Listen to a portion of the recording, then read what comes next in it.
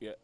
Good morning, ladies and gentlemen. Once again, welcome to the Lrtn, and we are here at the conference of Women for Change in Action, Women in Action for Change.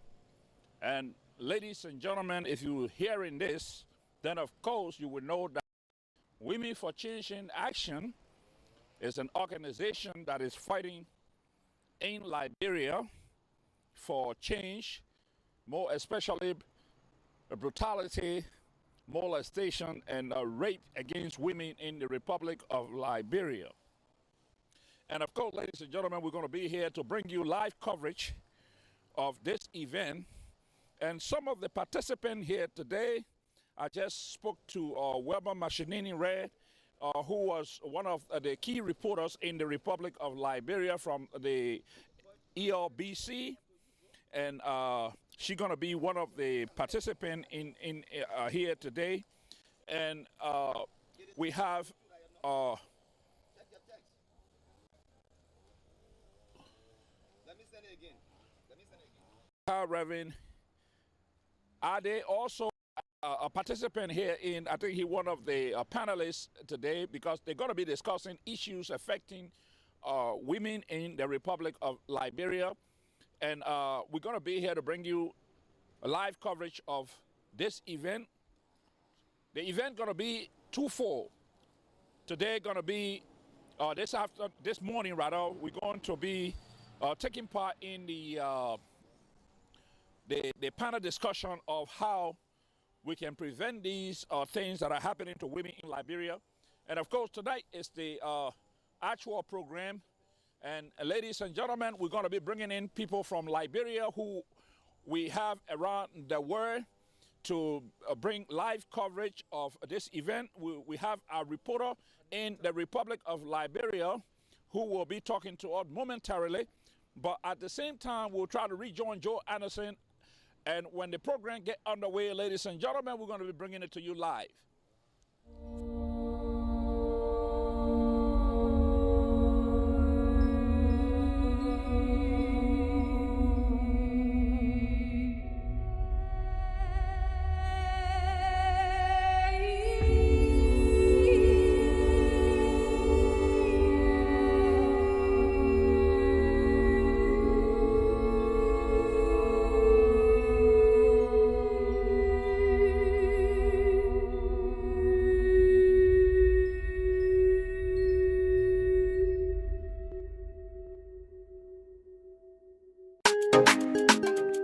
Flex, grabby music, level a level, pound pick.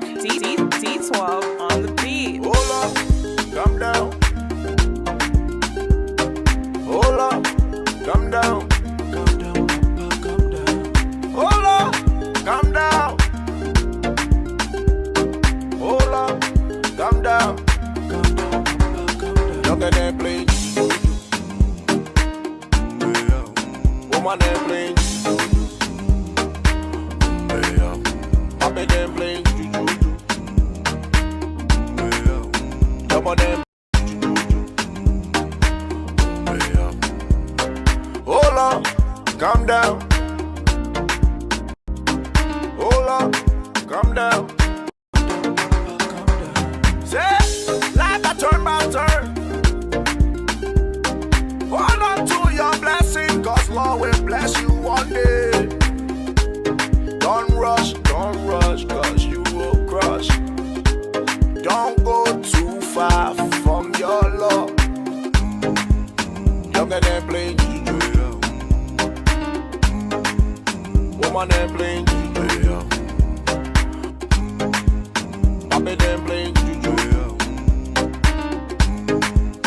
Younger than playing juju. Hold up, calm down. Hold up, calm down. Calm down, Papa, calm down. Hold up, calm down. Hold up, calm down. Say blessing for yourself.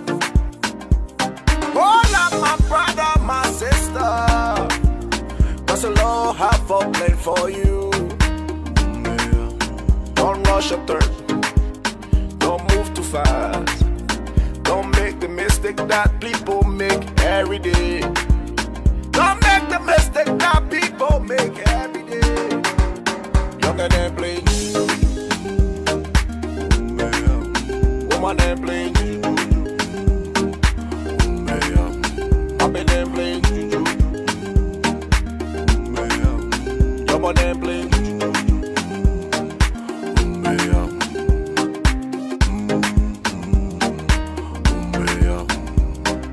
Mercy, mercy, mercy. Oh Lord, have mercy, mercy, mercy. Every day we pray. Every day we pray. Just get on your knees and pray to the Lord. Anything He has for you, you will see for yourself. Don't let nobody take you another route. Oh Lord, have mercy. Flex. Once again, ladies and gentlemen, good morning to you, those of you in television land listening to this broadcast. This is Lrtn, and of course, speaking is G. Cannibal, and with me is Mimi. Mimi is the president for the Women in Action for Change in the Republic of Liberia. Mimi, we want to welcome you to our Lrtn microphone this morning because we are here to cover your women program. Tell us what are some of the things that we're going to be hearing here today. The Women in Action for Change is an organization that cater to women and girls in Liberia who have been raped. So this organization was founded like 2 years ago, and we kind of building a community center within Liberia. I'm really sorry that the noise in the background is like really loud.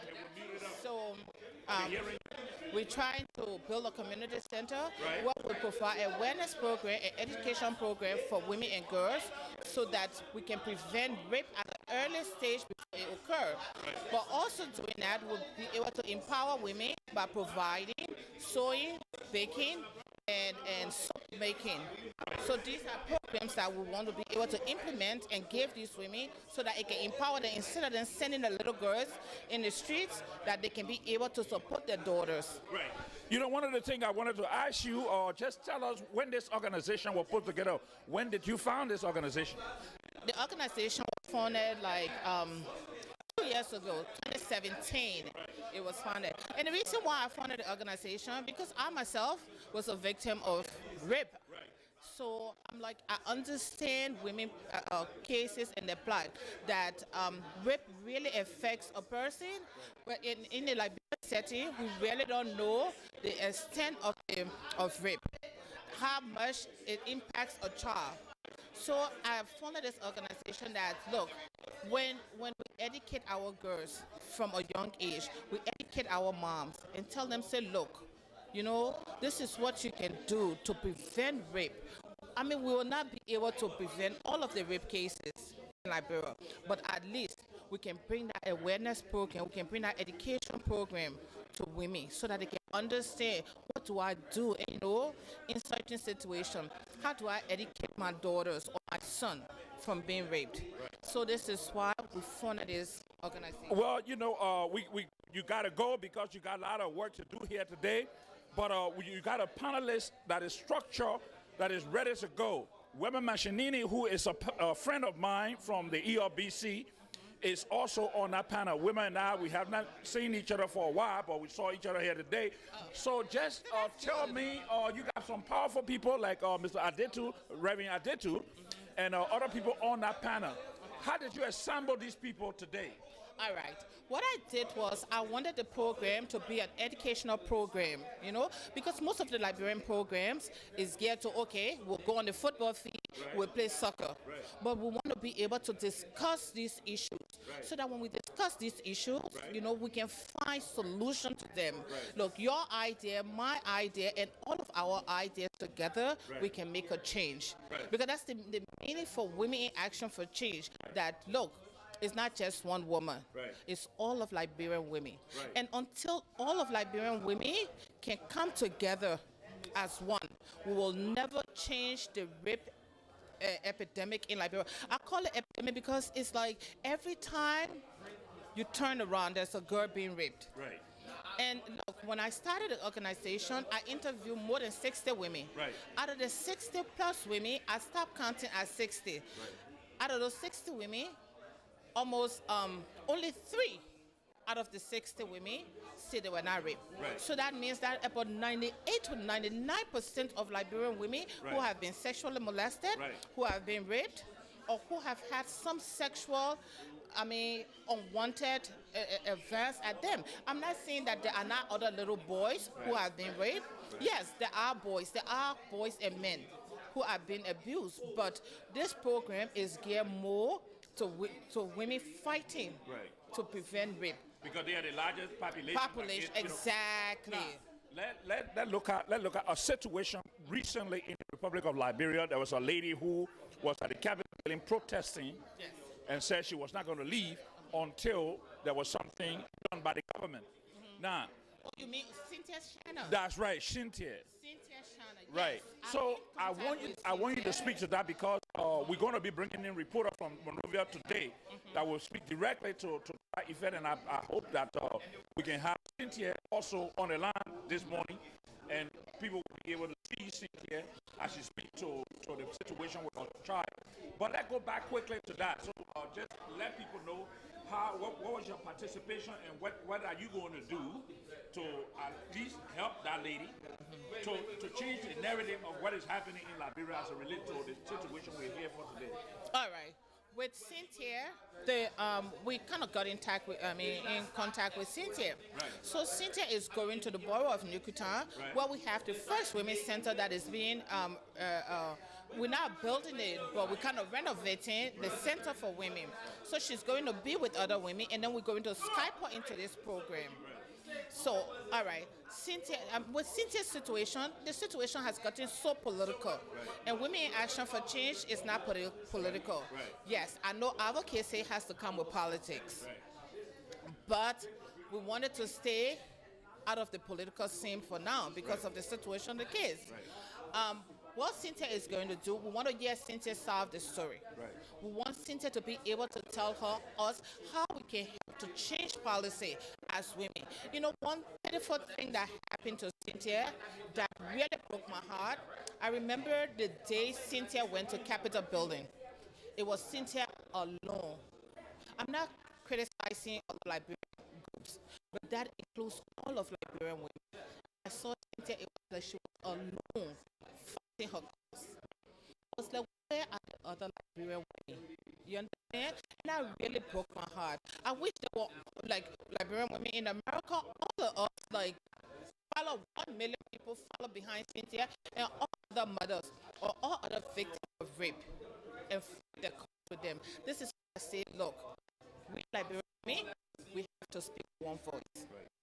Until we learn how to speak with one voice and cooperate with each other, we'll never make that change. Sister Bibi, we will come back to you today as we stay here and continue this broadcast. We'll talk to you again, but we got to go back to Joe. All right,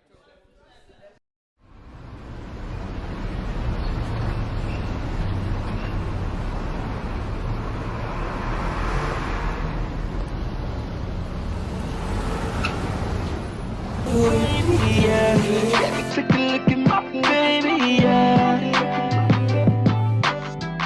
God damn it, take a look at my baby, yeah. We see riding, we be looking so wavy, yeah. Take a look at my baby, yeah. Baby, yeah. Show you that I'm down, yeah. Come around, yeah. You was vibing, wavy, putting new sound, girl, you know you were. Yeah. It's why I love my baby girl, because she hold me down for real. Scoop me up in that black Nissan when I didn't have them wheels. So now I got my baby riding with me. Plus she be looking extra pretty. Put 100 carats on and gave me chills. I'm like, boom, yeah. Look at my juice.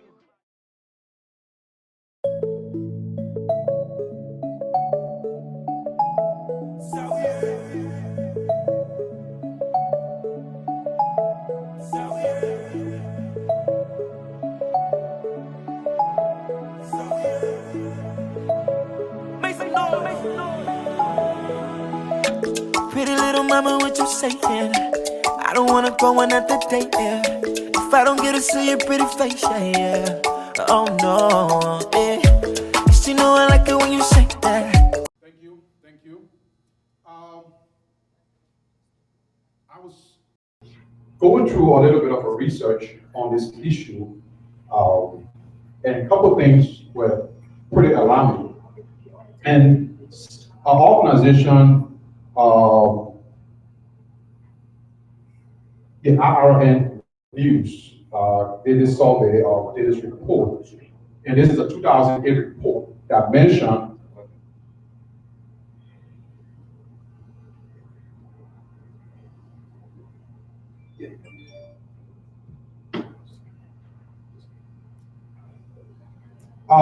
and this report is kind of interesting. They say 19 to 20% of women and girls in Liberia have reported being raped by a stranger. 70 to 73% of married women have been sexually assaulted by their husbands. Kind of interesting. And they also mentioned that in Liberia, there's this issue of hyper masculinity, which in the definition here, the normalization of rape and failure to prosecute the perpetrators is one of the biggest issues also in Liberia. So these things, one way or the other, every one of us here knows somebody or heard about somebody who has gone through this issue, especially either during the war or some point in time during their life. So hopefully at the end of the discussion, we will address this issue from a more pragmatic standpoint. Now, while we wait for our first speaker to come out and hopefully the technical issue is resolved, I will hand the microphone to each of our panelists. I'm not going to go by the name, but I'll just go by how they are seated on the table to just give a brief introduction of yourself within probably 2 minutes or so, or maybe less than that if you can. So we'll start from this side of the table. No, we'll go on the far end and start with the lady and work our way down. Now we'll set it or now we'll bring them back. Okay. Oh, it's up to you. Good morning, everyone. My name is Dr. Williametta Simmons. I am a licensed psychologist. I have a practice in Ballard, Kenwood, Pennsylvania. That's up the street on City Ave, and so it's in Pennsylvania. And I have been in the field for about 12 years now. Even though I look 25. So that's just genetics. Let's see, what else? My practice is a generalist practice, but I do a lot of work with women. About 95% of my clients are actually young women. And the other thing that's near and dear to my heart is medical mission. So every year, I am one of the lead members of the Liberia Medical Mission team. And we go to Liberia for about 2 to 3 weeks at a time. And we provide services. So when I go to Liberia, part of my job is to train healthcare professionals, mental health care professionals, and also to go to various villages to talk to them about mental health issues, including, but not limited to, sexual and gender-based violence. So this is something that's near and dear to my heart. It's something that I see both here in the United States as well as back home. And I've made it my life's goal to work on that particular issue. So hopefully I can be of help. I won't go into too many other details, but that's me. I'm a professor at a bunch of other universities, but Dr. Simmons, thank you. It's my honor to be here. Thanks.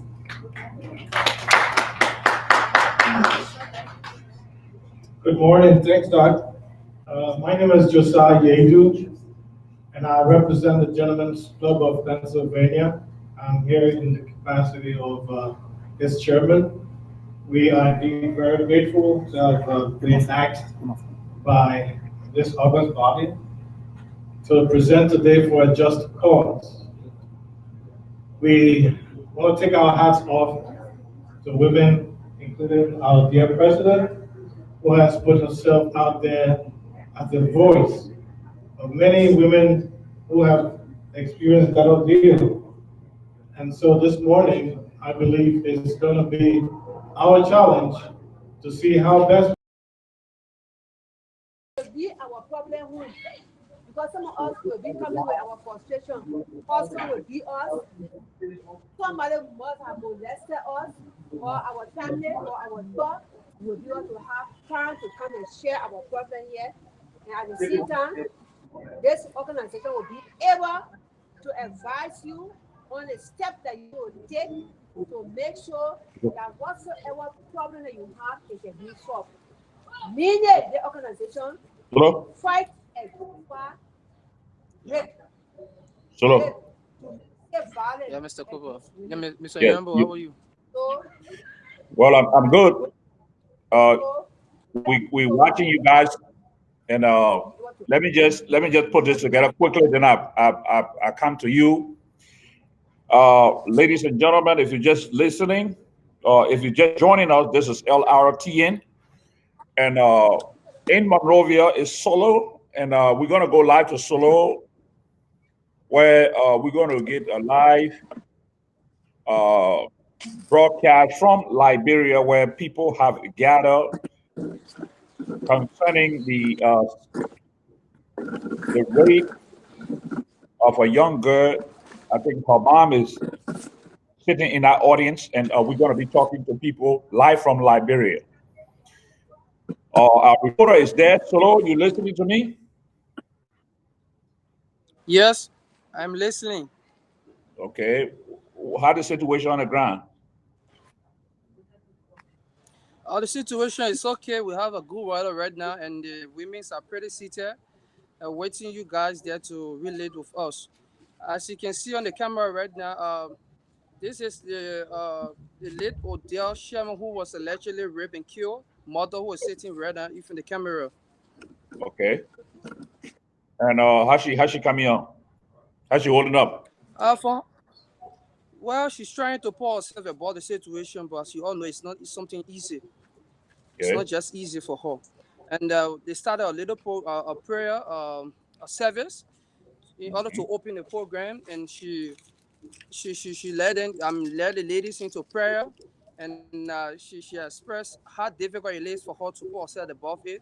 And I can tell you, Mr. Kennembo, it's very tough. It's a tough situation for other ladies who are sympathizing with her, hoping and praying that she could get over it. Well, the Liberian Women for Action for Change is having their program, and as you can see, we are at that program. So that's set for us, or maybe talk to Ms. Sherman, or maybe bring the microphone to her so that we can hear from her. Okay.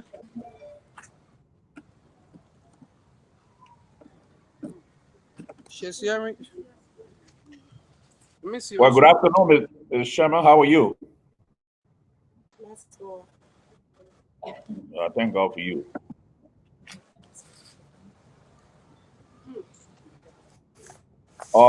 Solo?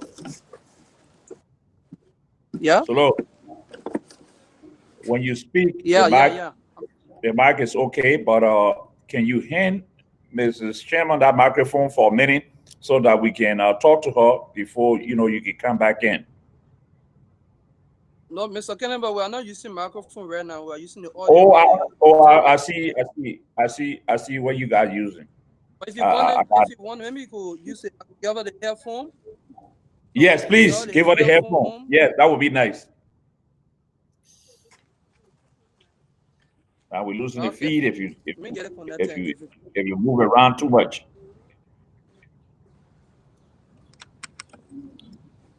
Now we got you back. Okay. What we want to do a town hall style. So we got permanent journalists in this room.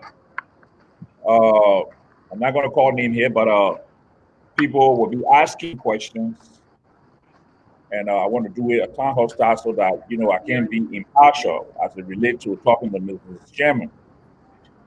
Fanning is the president for the Women in Action for Change here in the United States. She's sitting with me right here, so obviously she's going to be asking some questions. Mr. Sherman, tell us how old your daughter was? Yes, she was 21 years old. November 14th, she will make her 22 years old. Yes. Okay, give us a over. Can you give us an overview of actually what happened before we can break it down into it? Yeah, this is the problem right now. Listen, let me just address a little bit. I want you to tell me, Mr. Sherman, what kind of person Odell was. Can you hear me? No, you went off. I just getting you again. Okay, the question was, I want to revise what I said. I want to digress a little bit. I want to go back a little bit. Okay. Tell us what kind of person Odell was. Odell was a very loving kid, so friendly, open. Everywhere she went, people fell in love with her because she was just easy to love. Very much easy to love. Yes. That's good. There were nowhere that she ever And went that people went against her. Nowhere she came from there. Nowhere she ever went and she ever fought anybody, even during school days. She never ever did because she was always sorry for my condition. When even people pick at her, she said, Mama, only for your business, I don't want to fight. Not to say I'm so lazy, but if I fight anybody, you will be forced to go to police station and spend some money. So she always took people, she always took disadvantages for people only because of me. And it's not just easy, but by the grace of God, I know that I will make it by the special grace of God. I know that I will make it, but it's not easy from the day of my daughter's death up to today's day. I'm still down with pressure. They contacted me yesterday. I told her I just couldn't come out alone because since my daughter married, I'm not going out alone. But my husband told me, say, no, you can't let them go. Send they will come and pick you up just back today. But it has not really been an easy task. Because understanding the Liberia that we live in right now is not an easy place to bring a girl child. Me, this child was born in the interior. When we fled from the Liberia Civil Crisis 1990, when I went in the interior, I remained in the interior till 1997. November 14th was when I gave birth to her. And we remained in the interior till even up to my school time was almost gone. Well, yeah, still we came back Buchanan and I fought her and Odell and I attended the same school together, SDA.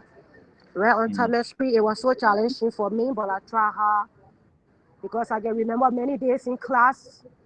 Whenever they say recess period, she would come to my own class, even when I was in the 12th grade. When she come in, my friends are mocking at me, but I bear all of those things because I knew one day, with all what I was going through, one day things were going to be better for me. But I refused to lose my hope.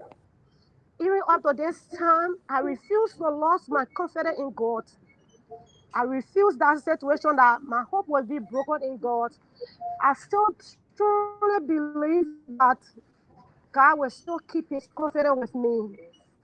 Even yeah, though my daughter was a job of my life, but I still believe that God would make it up to me.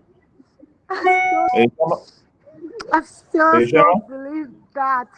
Yes.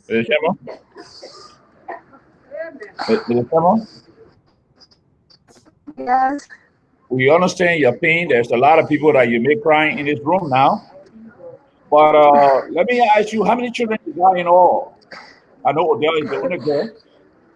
Yeah, I got two little boys. And Odell was Okay. the bigger child. When I had Odell, I never had any other kid until I graduated from high school. So the space between Odell and my children was like 15 years. So they are much smaller. They are much smaller.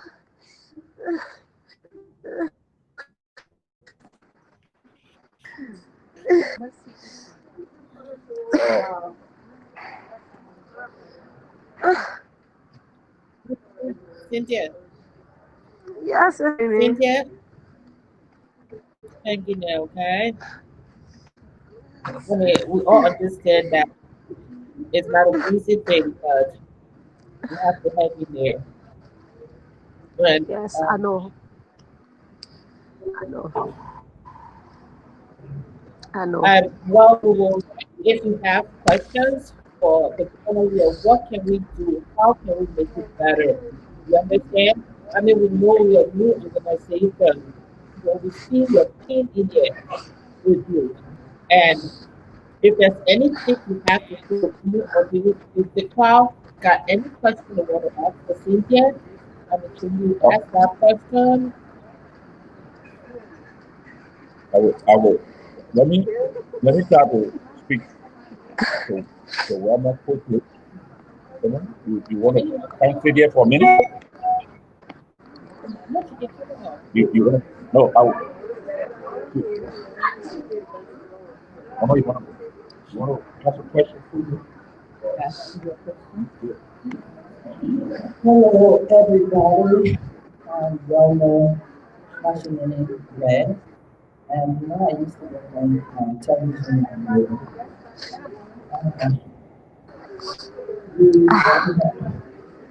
I've been crying all day today because the stories we're hearing and the information, the number of rape cases is overwhelming. Okay. And so we want to know what are the next steps we are planning to take as an organization, perhaps. How can we give more people in the community today? Well, it's not an easy thing to start a conversation in the way it's not because sometimes people can't be able until they can see what the results.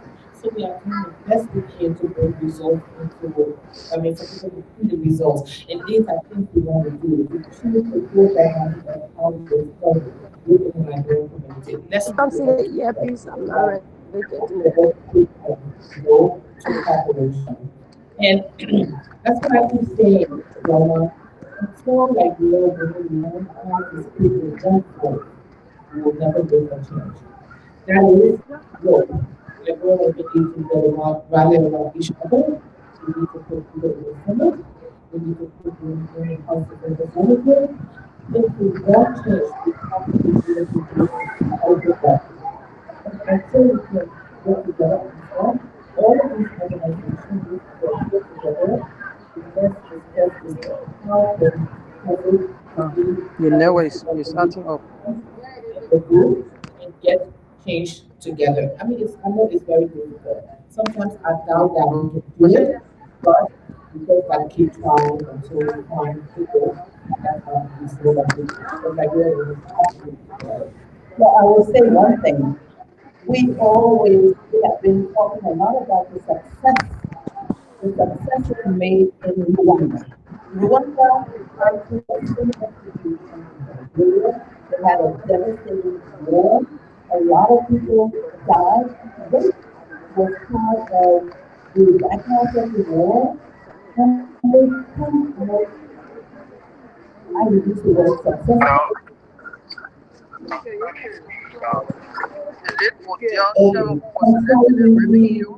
We want to know how Rwanda did it, and perhaps what lessons we can learn from the Rwanda success story, and hopefully we can talk a little more about that. So let's go back to um, Odell's mother, who's here in Nigeria. Because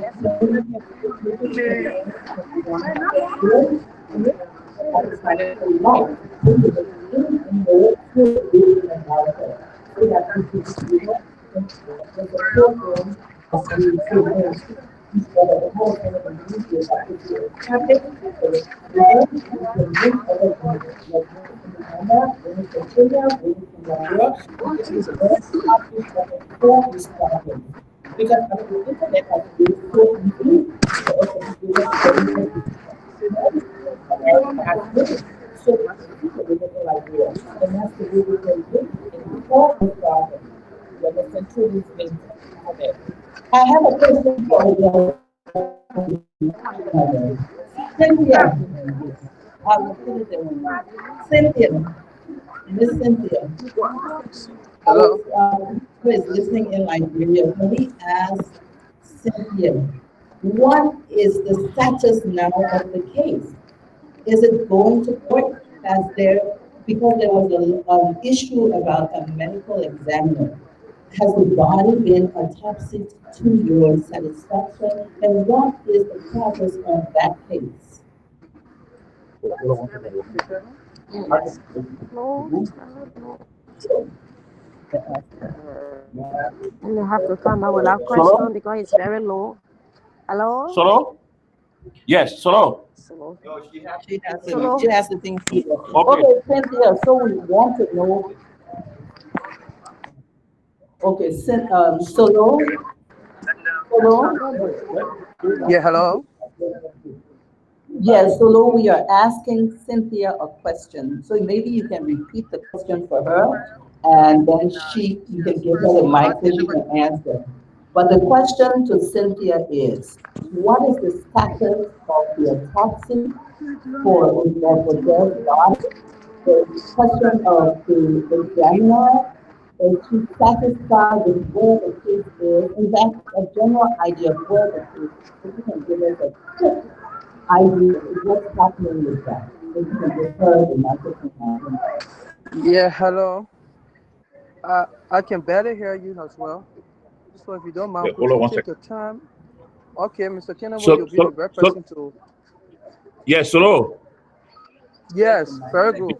No, Solo, give her headphone. Give her back the Yeah, headphone so she can. Mr. Kennable, yeah, it is good that you ask a question because you are more audible than the lady.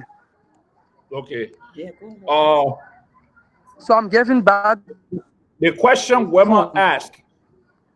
Listen, wait, listen to the question, then you give it Okay, to I think when you talk, Yes. you're going to hear you. Yes. Mrs. Kimmel, are you there? Yes, I'm there. I'm getting you. Yes. Can you hear me, Mrs. Sherman? Yes, I'm hearing you loudly. Okay. Now Wilma asked a question. She said, what happened to the autopsy that was done? And if so, what was the result of the autopsy? No, not yet. The autopsy has not yet been conducted. Her body still remains the same. Reason being, the manner informed which the government for his, there have been no preliminary suspects reported. Even the person things which were murdered in and raped, he was also present at home, but he just a person of interest. He has no link to her death. And they made some pronouncement earlier before even the doctors could come up with a medical report, which I got all here with me. Right now, I got about 3 medical reports that the hospital here they have given us. And all 3 of these medical reports are all contradictory reports. They are not reports that you can even see anything that will give you any link that will have him. It's a very bad medical report that the ERW hospital was able to give us because the cause of death is here. The first cause of death after her death was that she was sexually assaulted after she died for sexual abuse, or she was thrown down from upstairs. That was the first cause of death. The second cause of death came because she bled from all of her openings.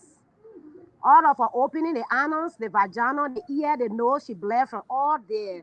But then the hospital refused to give a report in depth. Gave these 2-paragraph reports.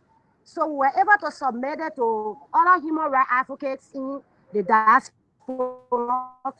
And then when they saw this report, they condemned the report for this death. So this is the 10 medical report that the hospital was able to give us. These are 2 reports. And in this report, they gave us results, include the X-ray result. They kept the X-ray result. And this report was given to the Liberia National Police that have been accused by refused to do their job. They were protecting the perpetrators. The Sherman, let me just ask you quick. Family. Yes. Mr. Sherman, let me just ask you quickly, how long that body been over there at the hospital or in the court? She was murdered on the 21st of May. Mm-hmm. On the 23rd, she was talking at the Moses Palace, and she's still there.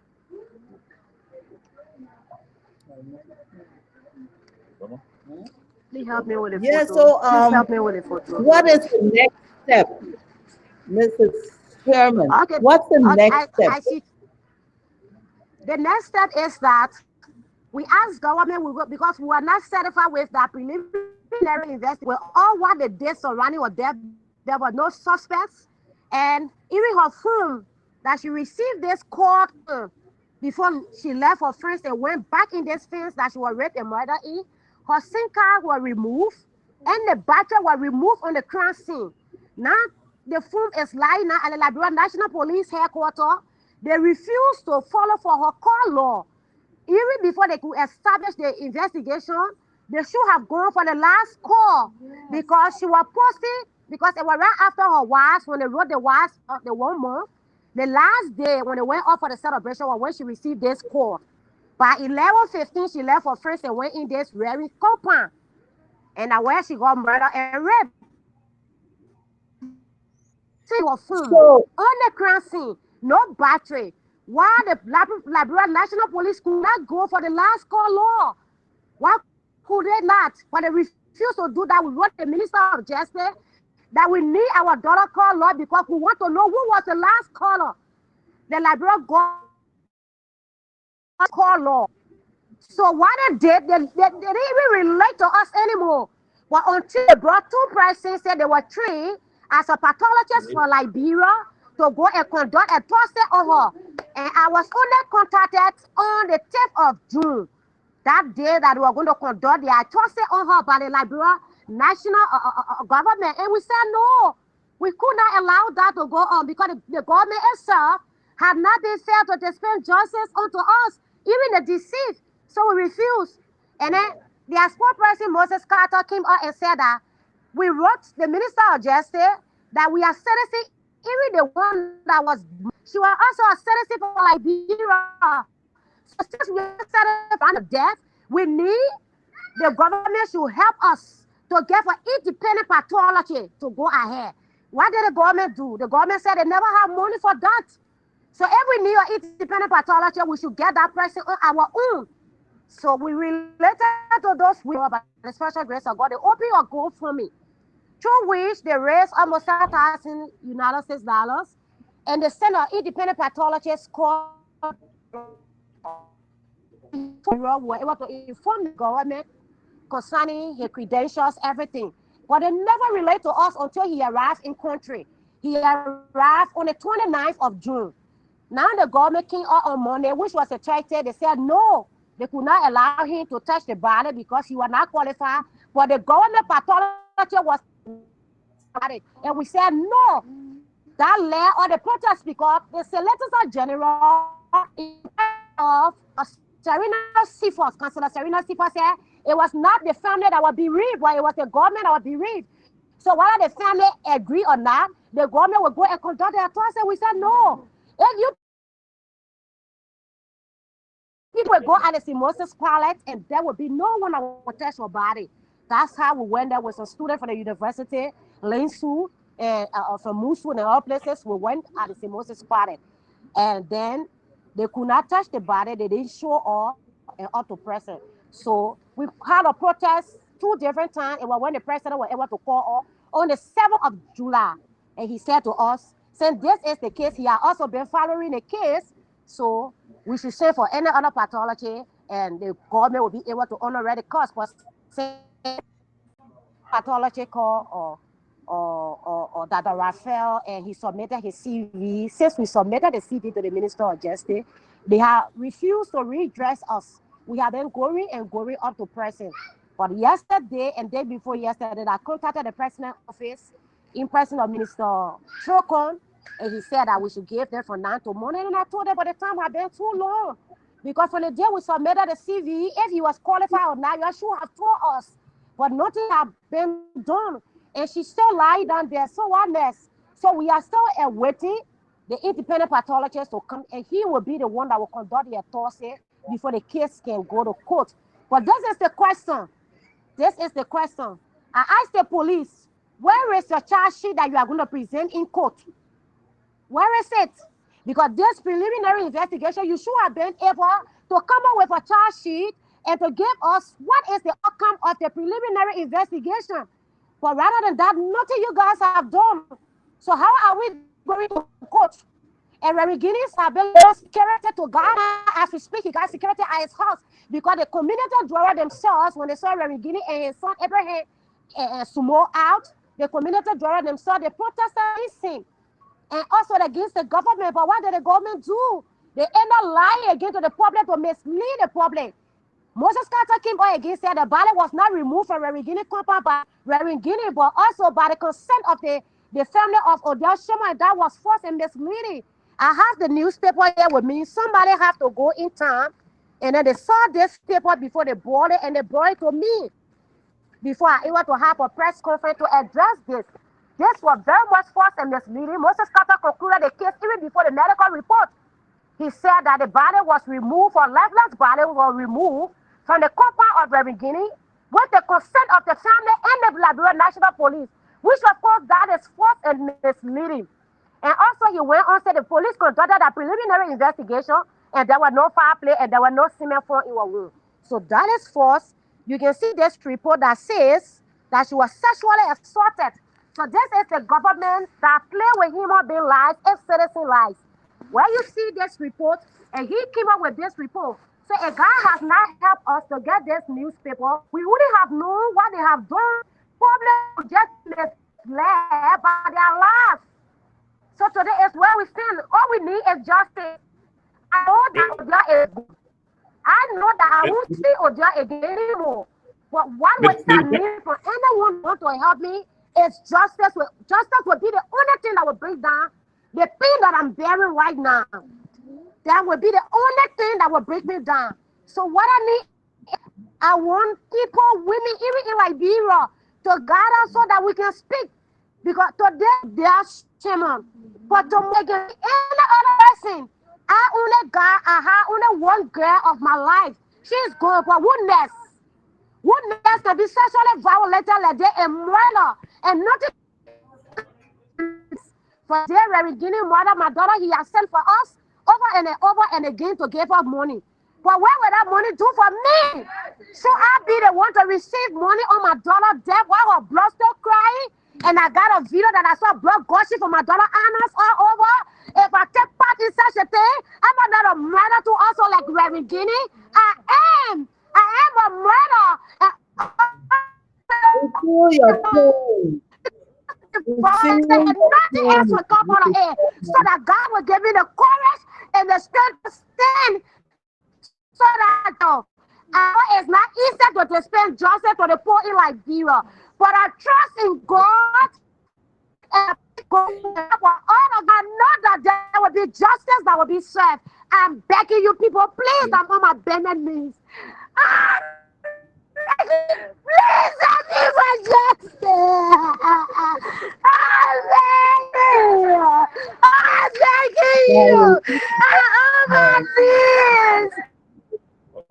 Solo is not listening. Make a mic for Solo. Make that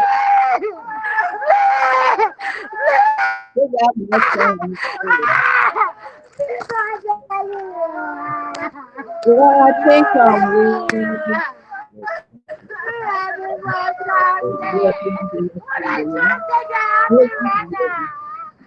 what did they happen to Solo? Solo? Solo?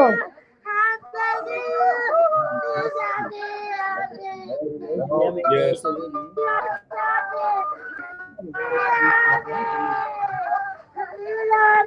Women I would say women and men in Liberia in the diaspora, in this room, in the United States, in that group are all lamenting Odell and all these girls and young men that are victims of rape in Liberia. We're calling on the nation to come together and do something wherever you are. If you hear a man say, like I'm a 4-year-old thing, tell him you are a rapist. If you hear a man say a prayer before the street, tell him he's a rapist and you have nothing to do with it. We have to do our little role, even if it's just to tell someone off. We have to do our role to stop rape in Liberia. What else Peru can do? Can you hear us? Look at this. This is ridiculous. Hello, can you hear us? Hello? Crazy. Hello. Yeah, Mr. Ken, I'm hearing you. Yes.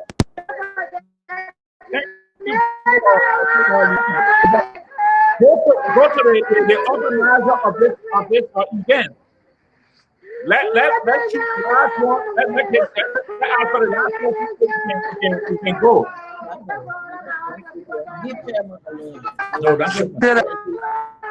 Go to the other parent. Go to the organizer, the lady that organized this thing in Nukutan, so we can talk to her quickly.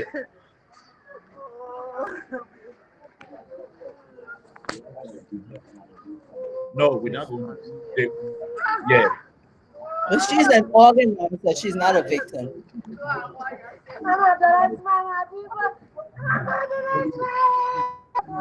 No, hold on 1 second. Hold on 1 second. Solo, are you there?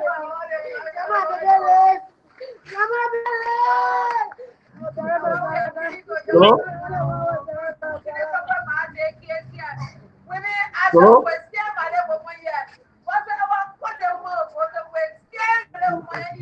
Solo? Yeah.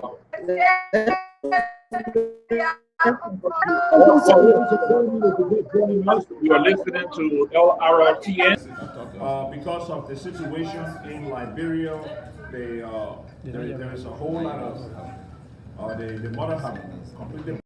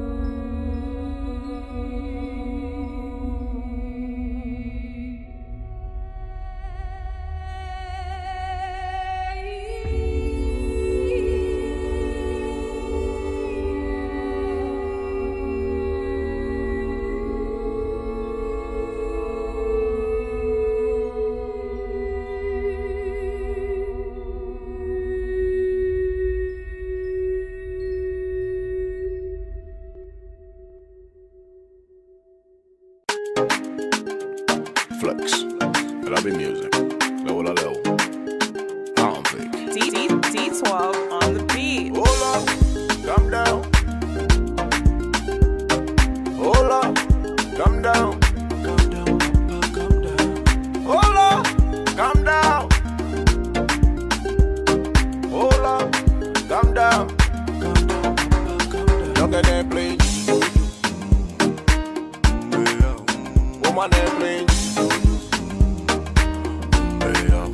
Happy them playing. Some of them playing. Hold up, calm down. Hold up, calm down. Say, life a turn by turn. Hold on to your blessing, cause Lord will bless you one day. Don't rush, cause you will crush. Don't go too far from your Lord. Look at them playing juju. Woman them playing juju. Papi them playing juju. Your mother them playing juju. Hold up, calm down. Hold up, calm down. Hold up, calm down. Hold up, calm down. Say blessing for yourself. Hold up, my brother, my sister. Welcome you once again to Lrtn. Good afternoon. Those of you watching us from Liberia and those of you watching us in Europe, we want to thank you for tuning in. And on my immediate left is our next Liver Council International Celebration meeting going to Way. This way,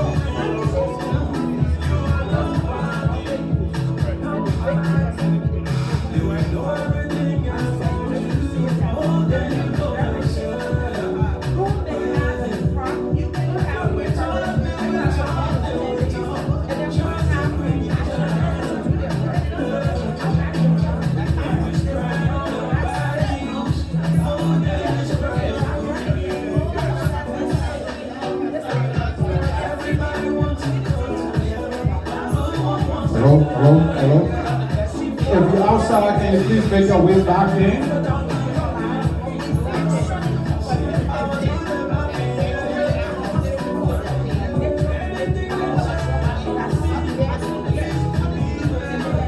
Hello, if you're outside, can you please make your way back in? We're about to start. If you're outside, make your way back in and take a seat, please. But their voices may be we want to increase those voices. Mr. Ware, thank you. Ladies and gentlemen, if you're just joining us, this is Lrtn. Those of you watching in Europe, we want to thank you. Those of you watching in Liberia, the conference here continue. We'll go back to Joe, at which time Joe will rejoin us to continue the conference here. Thank you. Okay, we about to start. Like we initially indicated, we will be going to our panelists, and we will start from the far end and work our way. And just as a matter of rules, I will be serving as a parliamentarian with respect to time. And I will hope and pray that the panelists just respect the bells as they sound on the cell phone. At 3 minutes, start to summarize your thought, and at 2 minutes, be ready to pass the mic over. If the panelist is still talking and you next, and the 2 minute reach, you are allowed to pull the mic away from the person. No.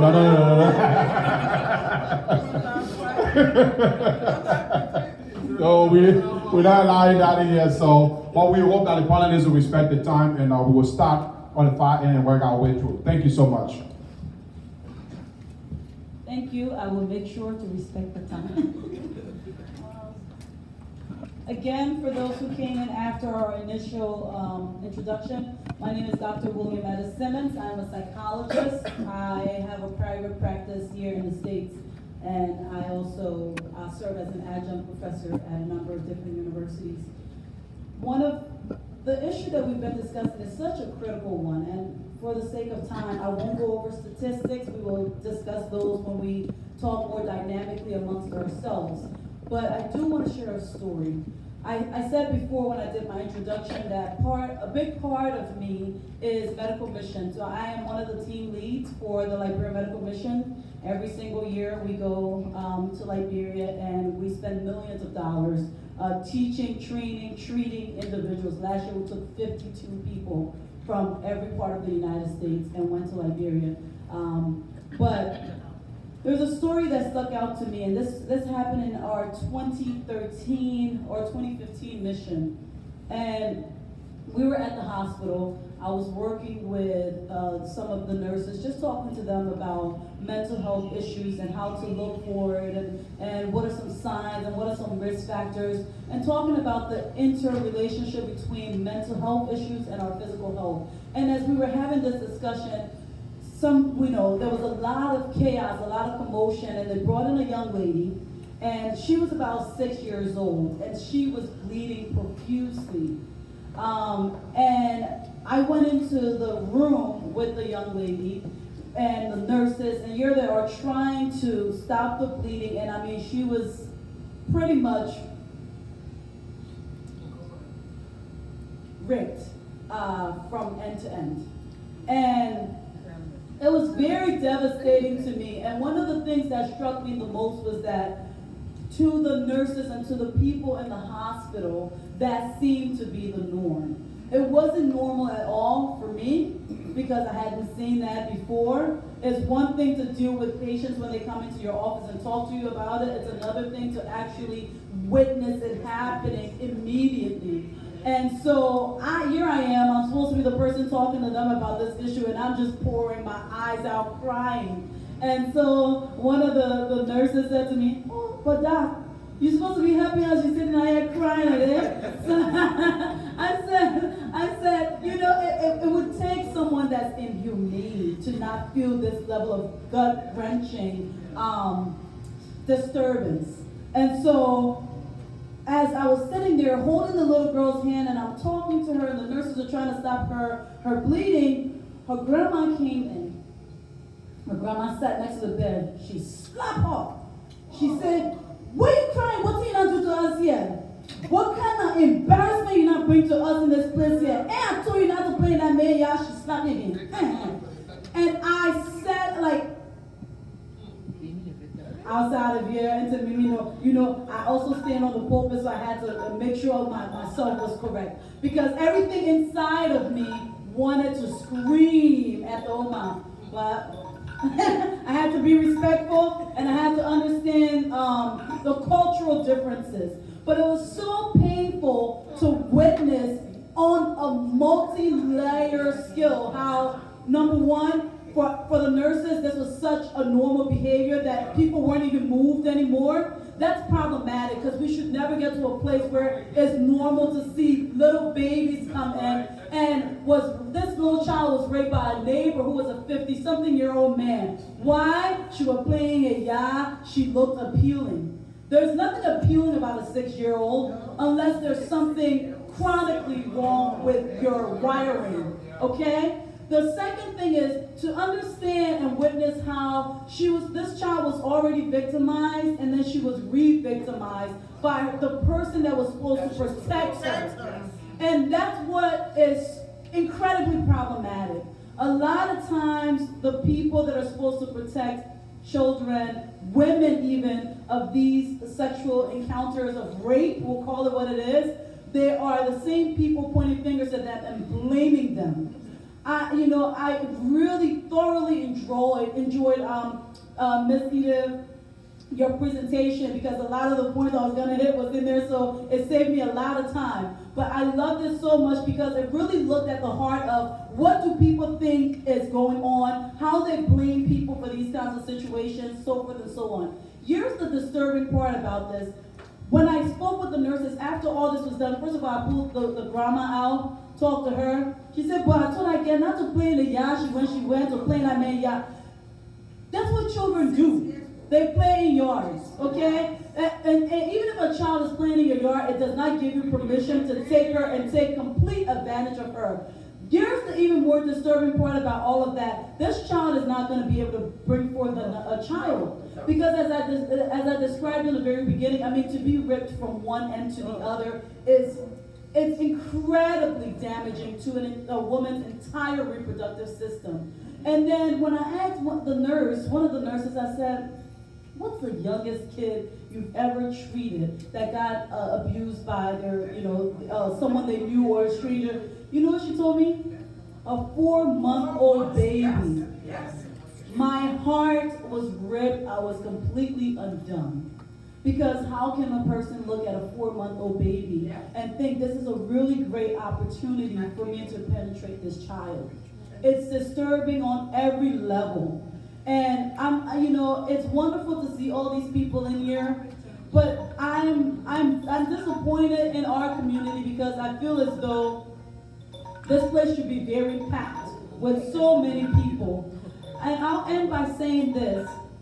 All of us have a say in the matter, and we can all do something. It shouldn't take an event like this for us to actually be in a position where we say, you know what, let's talk about it. When we leave here, talk about it amongst yourselves. I'm so glad to see so many men because the men are also an important part of this discussion.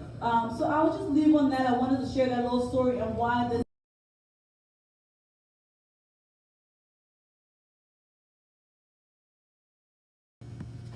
Thank you, Dad.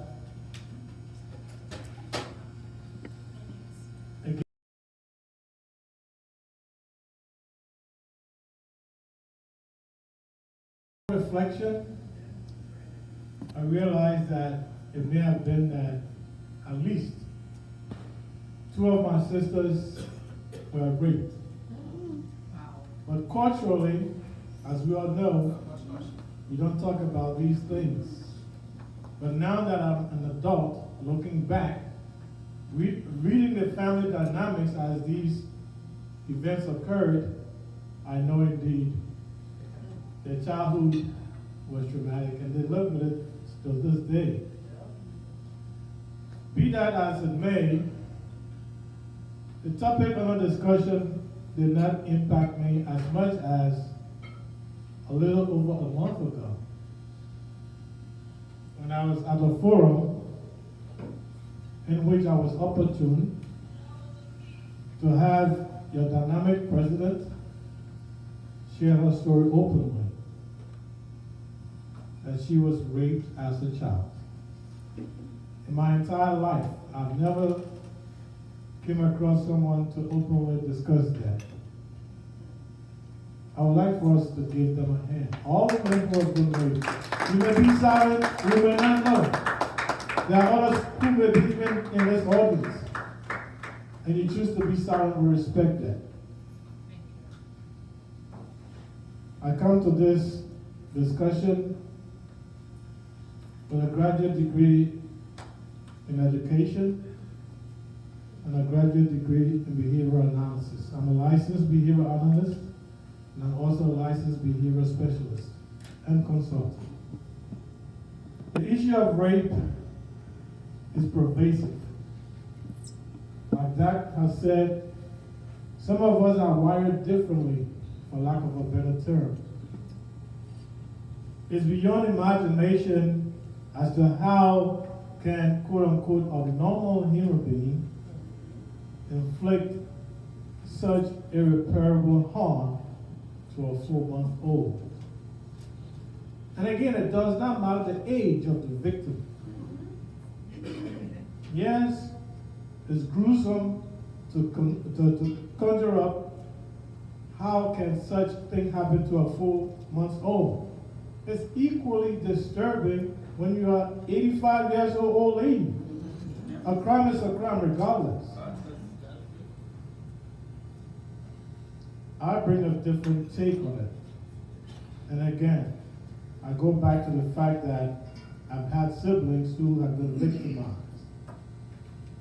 We must take a holistic approach to discussing the topic, one voice to stop rape and violence against women. When you review the literature, a lot has been said and is being done in support of victims of rape. Albeit, the literature also suggests that we must take into consideration the perpetrators of these acts. And that brings me to my training. I come from a Jesuit university, or I studied at a Jesuit university, and we believe in restorative justice.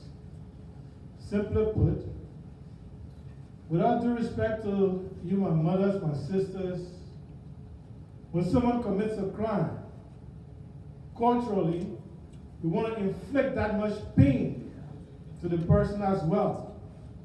In other words, the Moses law is, if you take out my eyeball, I'm going to take out your eyeball too. An eye for an eye.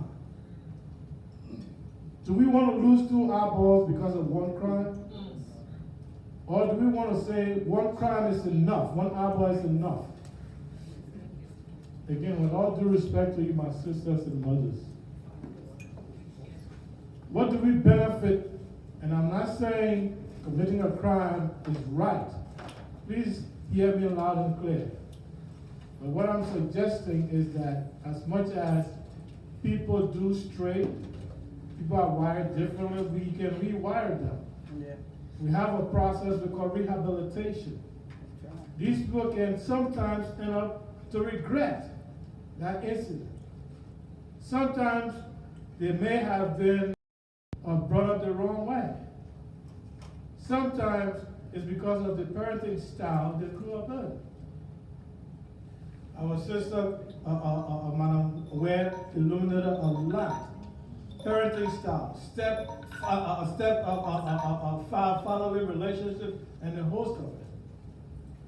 That suggests that society has a greater role to play in preventing. And so I want to end by drawing your attention to the fact that most of the crimes of rape are committed by men. Most, I didn't say all, because females also do commit rape. And so I would like to contribute with your support that we focus on boys and men. I give you an example of myself. I was in my 40s before I ever embraced my father in a hug. You know what that is in Liberia? How many men can say, my son, come here, let me give you a hug? Only those who've gone outside or live in America. Typically, they yell at you, come here, do this, do that. That stereotype. The boy sees it and thinks that he has power over women. And so when a young girl, a little girl is passing around and says, oh, this one is frisky, isn't it? I will show her sense. So we need to look at the young men, the boys, that we have or we are raising or in our community and engage them. We're talking prevention. We need to create structures in our community, either in churches or in schools, at the workplace, even on the market ground. We're talking like Liberia now. Even in the market association, they can create an office there whereby people can come and discuss these things. So again, I just want to end by echoing that let us begin to focus on young men in particular, to discuss the impact of rape, how we can prevent it, and also create the mindset to not only want to pay these people an eye for an eye, they can be valuable assets in the society despite the harm they've done. Thank you. Before the next speaker come in, I just want to point out, with all due respect to the first two speakers, we deviated on the time frame. So I know there's a lot, but that 3 days thing, like the food, you go there, you'll come back for a second. So just take a little bit, and then you're going to come back for a second, because when the questions and answer time come, you will be right back in. And then secondly, apparently the chicken was so good, someone forget that key right by the chicken. So whoever key is this, just remember it's right down here. You will remember when you get to your car, it can start. So, we will go to the next speaker. Yeah, I'm a little bit terrified. The timekeeper is so straight, As a broadcaster, when we see the microphone, we don't want to stop talking. Once again, my name is Moses Sandy. I'm a career broadcaster and also a career social worker. So I come to this discussion with a worth of experience, especially as a social worker, because these are issues that I see on a consistent basis in my work, in this country. The issue of rape is not unique to Liberia. It is a profound problem in the United States. Just yesterday, I was talking to somebody, and I asked her, about her history, and she just went, her entire siblings raped by her biological father. And this woman started tearing up. This is also common here. It's a huge problem. Now, when you hear rape, what does it mean? You're talking about unlawful sexual activity, intercourse. If somebody tells you no, and you go beyond that, that's rape. It is common in marriages. Married men rape married women. If your wife tells you no, she means no. Kids living with you under the age of 18, you know, or over whatever, when you touch them, that's rape. In Liberia, we have what we call statutory rape. It means that any sexual interaction between an adult and a minor below the age of 18 is statutory rape, legally. Anyone under the age of 18 cannot give consent. So if you go and have sexual interaction with that person, that's rape. It's common in our homes, especially in Liberia. It is so common. People who know us, you know, come to visit you, stay with you in your house, they begin to rape your kids. I'm so overprotective. Given what I do for a living, I have told my wife, look, my kids will never spend a day out of my house with any relative. I don't care what that person is. Because the one they call uncle is well, that way we begin to, you know, take advantage of them. So like my brother was saying, rape is not only a problem of men. We also have women who rape men. Women who are successful, they rape young boys in Liberia. You know, 18 years old, buy you little stuff, and they take advantage of it. And we also have the problem with what?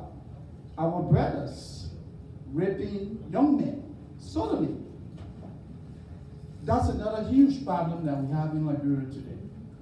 So we have a significant challenge. That's why collective support and making sure that this problem is contained to some level is very important. Over the years, what have we been able to do in Liberia as a country in dealing with issues of rape? In 1986, the revised constitution, Liberians agreed that rape will be a non-bailable offense, meaning that if you commit a rape and it is proven, you'll be thrown into prison. It's not something that you go and someone can sign for you and you can leave and go home. When Salif administration came to power, she supported that significantly. They set up specialized courts to fight rape cases. And what happened? We witnessed a significant increase in the arrest of individuals accused of rape and thrown into prison. But given the kind of criminal justice system which we have in Liberia, and the time it was taken to prosecute these people,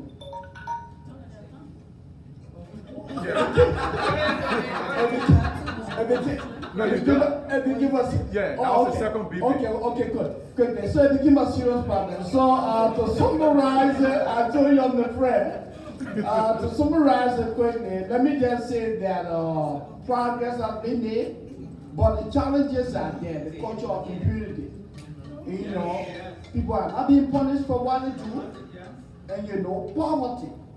You know, because I'm a man of authority. Tell me if I went to Liberia today and went out to a 16-year-old, and mom shows up, and I said, look, let me talk to the dad. Dad comes and said, look, man, look, here's $500. Where you think our kids will go? The people are poor. So people take advantage. When you have a status, you are like above the law in Liberia. So these are all the challenges we have. Thank you for the opportunity. Yeah. You know, I know the panelists are all Liberians, and we have the typical Liberian when you go to the market and buy one cup already half for gas. And each they keep taking gas, you know. I hope we can. I hope we can lead a gas small. Oh gosh, this event has really opened hearts, you know, opened people's hearts. And taking you on an emotional journey. And I want to say that the Liberian people have not been de-traumatized since the war ended. Not saying that there wasn't rape in families before the war, certainly not on this scale. You had incidents, and I know some family people here and there who we knew the father raped all the daughters, and the mother had to take the younger daughters to live, and even had the younger daughter adopted by other people, even though they were people of means. She made her daughter get adopted to get out of the father's way. There was no prosecution or all that. This is Normandy. So that happened. After the war, it's become worse. Okay, we know that. For me, until we take the Rwandan style, for example, in Rwanda today, Rwanda is the only country in the world that more than 50% of the legislators are women. 64%. Right now it's 64%. And it didn't just happen. The president of Rwanda, we got negative things to say about him here in the US because he made himself president for life. Outside of that, he has really gone out to educate women on how to campaign. He teaches women how to, when he sees a problem, he goes to the women in the community, asks them, what do you think the solution is? And when the women give it to him, he trained them to go and implement those solutions. We need to take those kinds of measures. Also, where is the heart? Liberia has become a cesspool. Where's the heart of love? There's churches all over the place. There are mosques all over the place. Every day people go into church.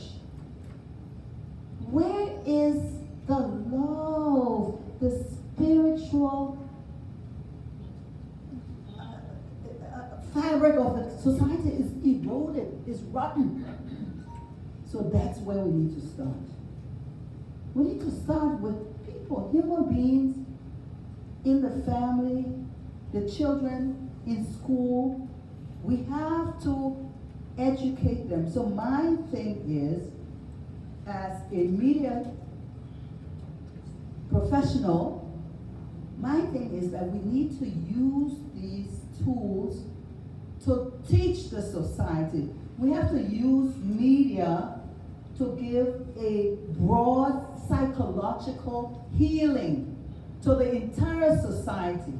We need to make videos, social media sites where people can come and talk about their experiences, maybe share what can be done. We need to do billboards around the country. We need to, because I was told, I called someone in Liberia, I said, what is this, all this rape going on? They said, well, no rape here. I never heard it on the radio. Oh, there was just one incident last month. And they took it, they told me that it's a myth. How do we get the society to understand and experience what we are experiencing here? So I think that we need to make an effort to put this out in the Liberian society. Let people see and get women and those men that are interested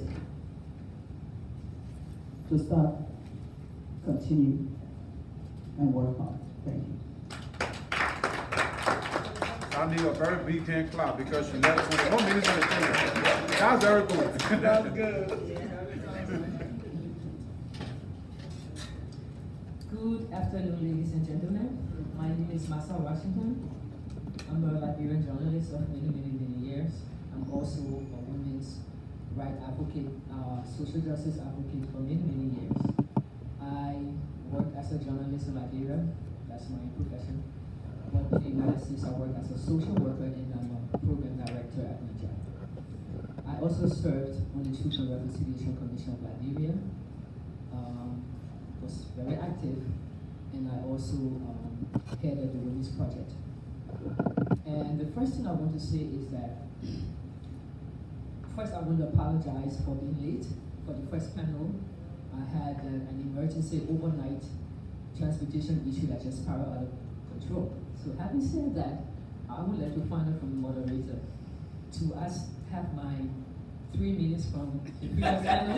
Was this 3 minutes? That's a good question. However, whatever happened then has happened, so we'll just keep it moving. Okay, no problem. Well, you know, as an advocate, we yeah, should you're always, absolutely right. we should always question more. Question That's more, good. always question more. Okay.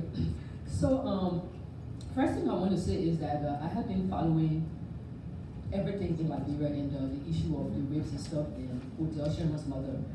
And I've been watching her videos and everything, and she's a phenomenal woman. She's strong, she's tough. I really got a lot of respect for her. And what we saw here in the video, you could see the emotions, the reaction.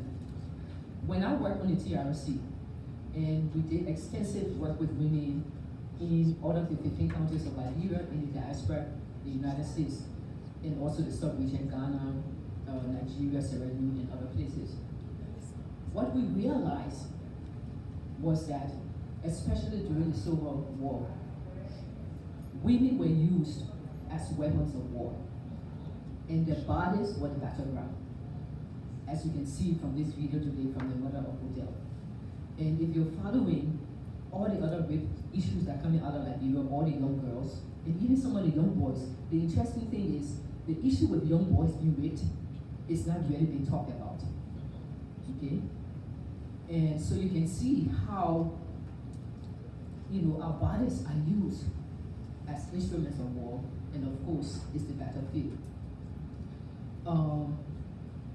One thing I would like to establish is, probably everybody else has spoken about it. I came when Edith was almost done her presentation, fantastic presentation, my girlfriend. Yeah. And so she probably, and maybe other people touched on it already, so I would just like to buttress that violence against women didn't start today, it didn't start during the war, it didn't start now. It's been going on forever and ever. It is as old as our nation, or probably as mankind. The next 2 minute rapid coming up. Okay. And so, but you know, the world has come a long way in trying to address violence against women. And most of the time when we talk about violence against women, we focus a lot on sexual gender-based violence against women. It's because it's like it's power out of control. It destroys the woman completely. It destroys her family. It destroys the society. And in 1975 to 1985, the United Nations declared that decade as the decade of the woman. So, and it continues. Women issues have taken front row, you know, of discussions everywhere, and there has been a lot that's been done to address women issues. So women do have a voice. We always say women don't have a voice. Women have a voice, but what we need to do is we need to come together, hold together, and be stronger so our voices can be very loud to address this issue. To address this issue. So we passed a stage where we didn't have a voice. We got a voice now. We need to use it. We need to use it. We need to come together collectively, be strong, and be very vocal and make noise so that our voice is heard collectively. On the TRC, we engaged a lot of women. We had more than 10,000 women who, you know, gave statements. Yeah, actually 10,000 women gave statements, and we had like 700 and something engagement with women all over the place. What we realized is that the violations that women suffer across the board were so, you know, mind-boggling. It was shocking. All sorts of things happened to women. They were violated in front of their husbands, in front of their children. Their sons were made to go with them in front of the family. to debase the husband and destroy his manhood. And I got about 1 minute. I got almost 1 minute. Yeah. So, but what I want to say also is that I wish I had more time. What I want to say also is that the culture, the entrenched culture of impunity, in this our Liberian way of life. Honestly, I so hate it sometimes. I say to myself, I don't think I'm a real Liberian person. I'm lying to you. Yeah, you know, because sometimes I'm like, you know what, I don't like this Liberian way of life. What is the Liberian way of life? Doing the wrong thing? Either it's wrong, you do the wrong thing, or you do the right thing. And you cannot hide behind wanting to do the wrong thing. So, oh no, it's a Liberian way of life. Okay? So this our way where impunity, you don't want to address the issue.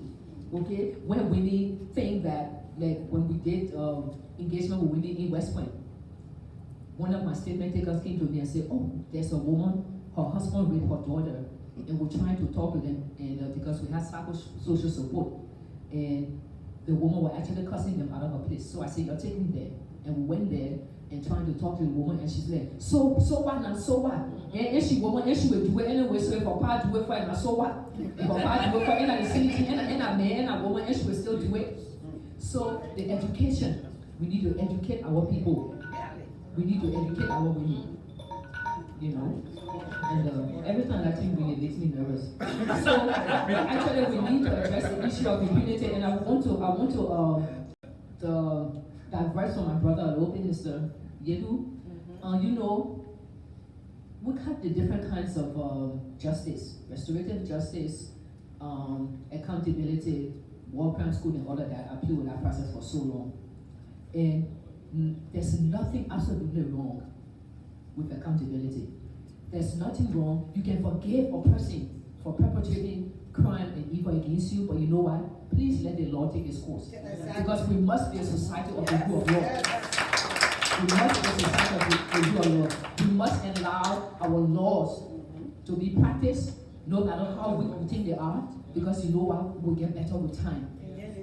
Okay? We will get better with time. We cannot be sentimental and emotional. Yes, oh, you know what? We are all the same people. When President George, we had made a comment the other day when they asked him about war crime school, and he said, well, all Liberians are moving on, the country is too small, we are all interrelated. I wrote him a personal letter.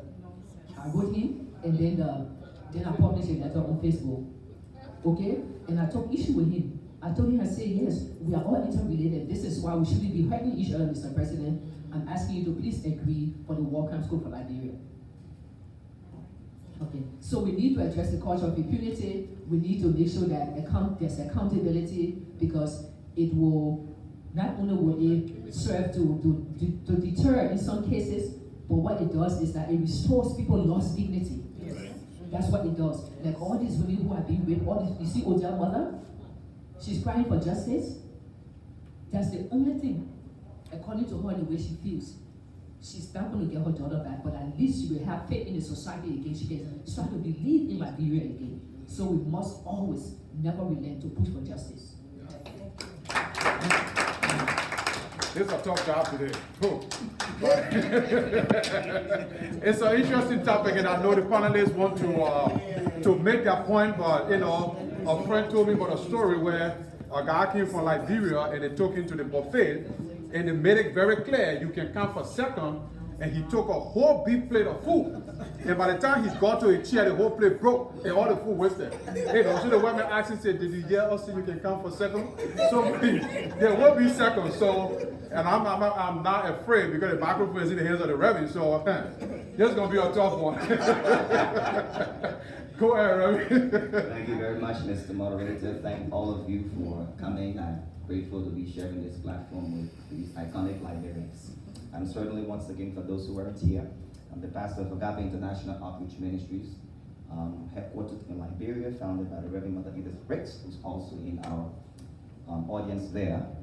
And we also have an organization called the Coalition of Women Against Abuse, established in 2008. We have currently on the ground 3 safe houses, one in Robertsville,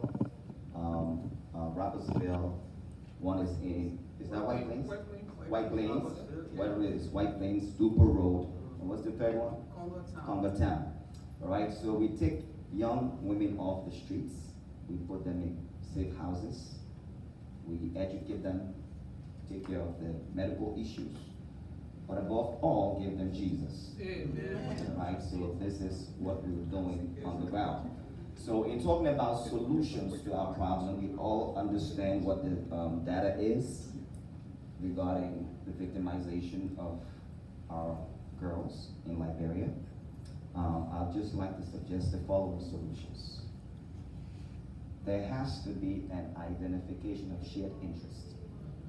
People who have interest in this process. I'd like to suggest that we come up with a database of like-minded organizations so that our voices are, quite frankly, resounding. I want us to get very comfortable with diversity. We may not all have the same name, but the vision is what matters. Okay? So let us collaborate on that level. Now, from the pastor's perspective, I think also our messages need to be tailored to the sense of spiritual consciousness, to women understanding who they are, to men understanding why it is important to not contradict your values as a Christian. Now, Liberia is a founding signatory or member to the Office of Human Rights. So this is a human rights issue. Absolutely. It's not a gender-based issue. It's not a woman's issue, it's not a man's issue. It is an issue that every man or woman must champion with one voice to make the difference. Yes. Having said that, the culture of impunity is a reality. It is important to get comfortable with shaming the perpetrator and not just the victim, because that's what we do sometimes. It is important to understand that cases must not be settled out of court, because that's what we do. You know, we look at our relationships in the community. You know, that's my father's friend, so therefore that's my father's son, and I cannot. So let's talk it the family way.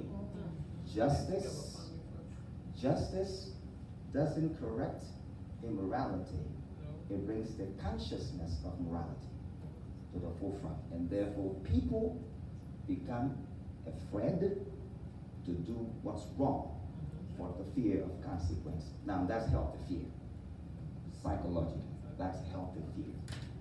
So I just like to conclude on this. This must not be the last seminar or conference on this effort. We have to do as much as we can on the practical level as well. The United Nations did a study in Liberia in October of 2014 and 15 and 16 of October, and they sent out this report. And they mentioned all of these hindrances. During the war, there were 803 cases. 803 cases. 2% of those cases were resolved in court. Just 2%. The rape victims were 18 and under, to include 5-year-olds. So the facts are clear. What do we as Liberians do? We have to mount a political effort. The international community respects numbers. When you march and your numbers in the streets are real, it raises concerns for the government. So we have to mobilize in that effort. I know there are women who have done that, but we have to do something, not just in the diaspora, but have that effort on the ground where they can see the respect numbers.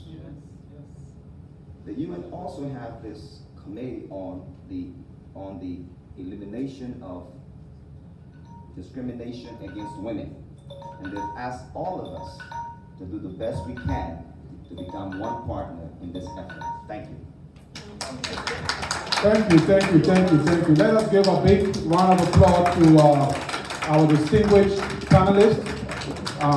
Now we about to get to a more tougher section, because now I have to wrestle with the audience sticking to questions as opposed to laying a premise before you ask a question. This is not New Year Eve service when you come to get testimony, you gotta sing. Then you get a testimony, then you sing again, then you get, no, please. Just ask a question. And to my distinguished panelists, we have 1 minute for answer. 30 seconds is better, that's good. And secondly, there's no award to anybody on the panelist table yet, so spread the questions around. The person who answers as many questions not going to get any prize today, so let us not go there. But if you are on the table and you think there's something you want to make a point on, let me know, but please keep it short, sweet. Bill Clinton said it's kids, keep it simple. I'm not going to say that other letter, but then just remember kids. So please, so we're going to have this, we want to make this interactive conversation as opposed to the panelists just throwing issues out there. Remember, we had a first speaker. She's also here. She's going to be taking questions also within this round. So I will just step back a little bit and then have the first person. Yeah, before they walk from there, it's just like, when you go to the funeral, then you say, all the people from Grand Gila County, y'all come up. Then there are 2 minutes already gone before they can even come up. So I will take them back to them. So you can turn it around? Okay, jeez. So we'll come that way. That's good, no problem. So remember, you're on live. So if you're afraid of the camera, no luck today. So we'll ask our sister to come up with the first question. Thank you so much.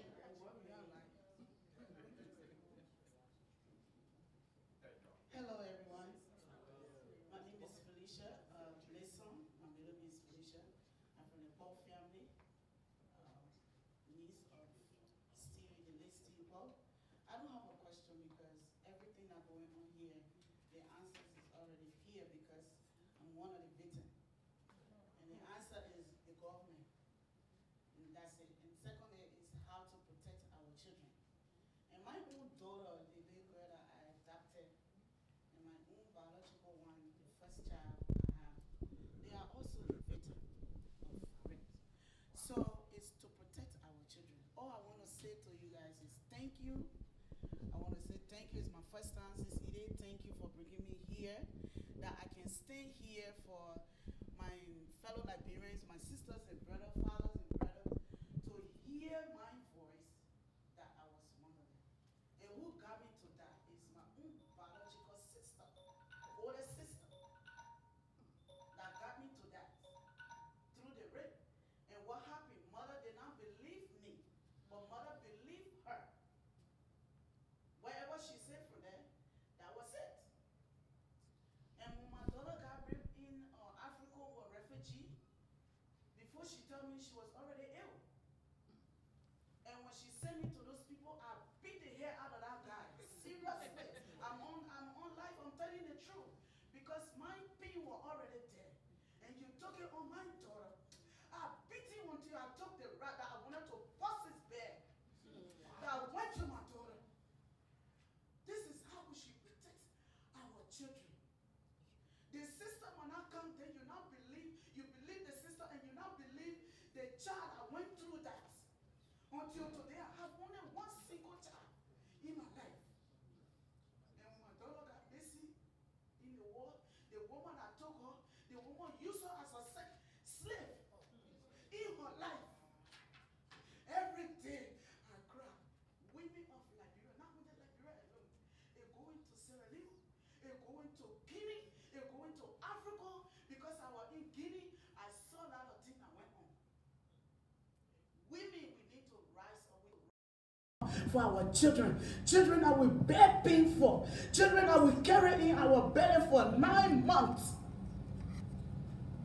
We are still waiting for the Father to say yes before we say yes. Why can't we tie that lapper and rise up for our children? With you people, my name is Blesson again. My middle name is Felicia. You want to call me the Guinea, call me Diamond. I'm from Babli District. I'm the National Vice President of Babli Organization. So call me, I'm with y'all. You want to send me to Grand Cayman County? There I have my NGO. I'm doing farming there. We call it Voice of Women. A lot of things going on in Cayman because of the you know, they are still with this Muslim thing. I know a lot of things are going on there. If I can be one of the help, I will go all the way in the bush where my farm at to make it different. If you give me the opportunity and you will hear the voice of the women, I thank you. Thank you.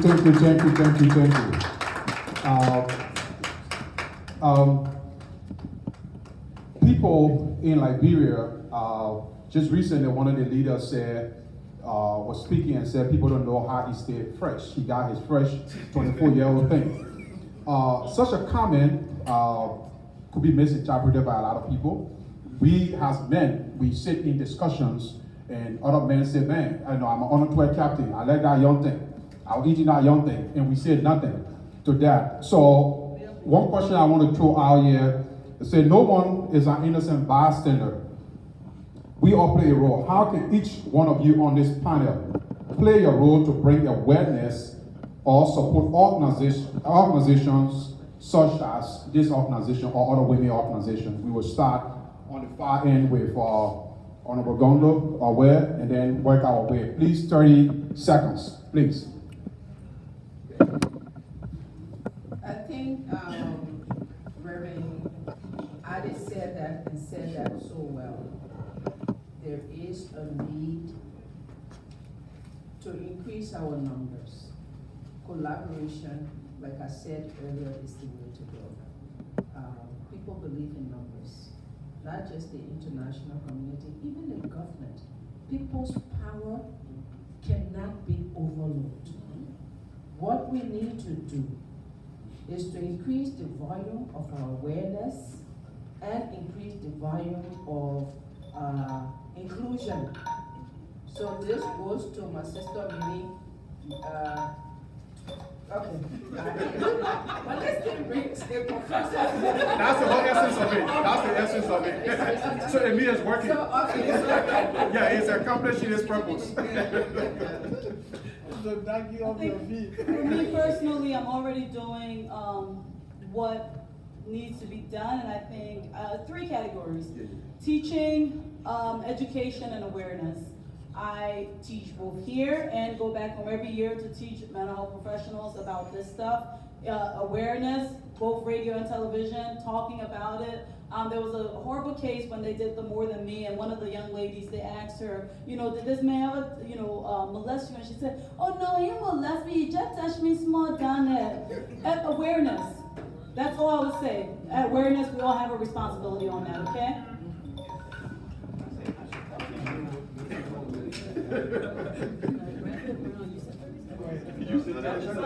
So we'll finish 30 seconds, so it'll be fair. But then we'll have to go back to the first speaker again. So I don't even know what I can make in 30 seconds. But here is it though, it's difficult being a man in Liberia. And when I say a man, to grow in the society that we come from and to uphold your integrity. And so, yes, again, boys are being blamed, men are being blamed. But again, we have to take a holistic view. I give myself an example. I taught as an economics teacher. There was a mother who brought her child to me after the child failed my class. That my son, anything you can do it, just let my daughter pass. So it's cultural, it's deep. I know I would sound like I'm supporting the men, but we got to look at it from all sides. All sides. When I say restorative justice, I don't mean that when you commit a crime, you get away with it. No. But while that person is behind bars, we can be talking to that person. Because that person will not be in jail for the rest of their life. The judge will determine 30 years. When God had that person after 30 years, when they come back, we have not taught them to reintegrate into the society and live as responsible men. That man will come back and go commit that same crime, or even more. So let's focus on that. Thank you. This is what we want to do. We're going to to be fair, we'll finish the 30 seconds, and then the second round, in the offenders to the first two speakers or the first three, we'll take it to 2 minutes at least so people can give out their thought process a little bit. But we all gotta be cognizant of the time and forget about the dots. So go ahead with your 30 seconds. Yeah, my 30 seconds, what I will propose is that mandated reporting. One of the challenges we have in Liberia in addressing issues of rape is that it is only the victim who reports. So if the victim doesn't report, or the family doesn't report, the person goes to the hospital. The incident is not reported. No, they are not mandated reporters. So I think the advocates of rape victims in Liberia, we should begin to work towards the passage of a law that will make mandatory reporting a requirement for teachers, social workers, medical doctors. Once you notice a sign, report it. That is set up a system that someone can call in anonymously and say, look, I saw this, I have this concern. Someone from the community, if you notice anyone, let it be a requirement. They were. He knows that. They were. You are doing past the 30 seconds. He knows that they always do well. Well, really, I got a message for the Liberian people. We need to take God seriously. We're not serious. We talk God. We don't do God. We don't act like people who believe in God. I mean, you can say you go to church every day, but if you will be the same person who will cover up for your husband raping your daughter, or cover up for all these bad things that are going on in society, that means you're not taking God seriously. You. We call ourselves God-fearing people, but we are suffering for it today. The country is a cesspool because we are not really walking the walk. We're talking the talk. We know how to talk about God. Every day we go into church. We need to do it. So that's how I feel about it. Amen. I know I can do more in terms of the media side of it, but it's nothing for me to come and discuss here. Let me go think about it. But let's be more spiritual in our lives, in the way we deal with each other. You can't be crooked and try to jip your friend and send the children to take the neighbor chicken and all those kind of things and think that God will bless us. We are suffering because each of us, when I say we, are talking about the country, each person in Liberia is not taking the responsibility of really believing that there is a God that's looking at you and you're accountable for, and you will be year and year after. No way past the time. Oh, you forgot. No, I listen to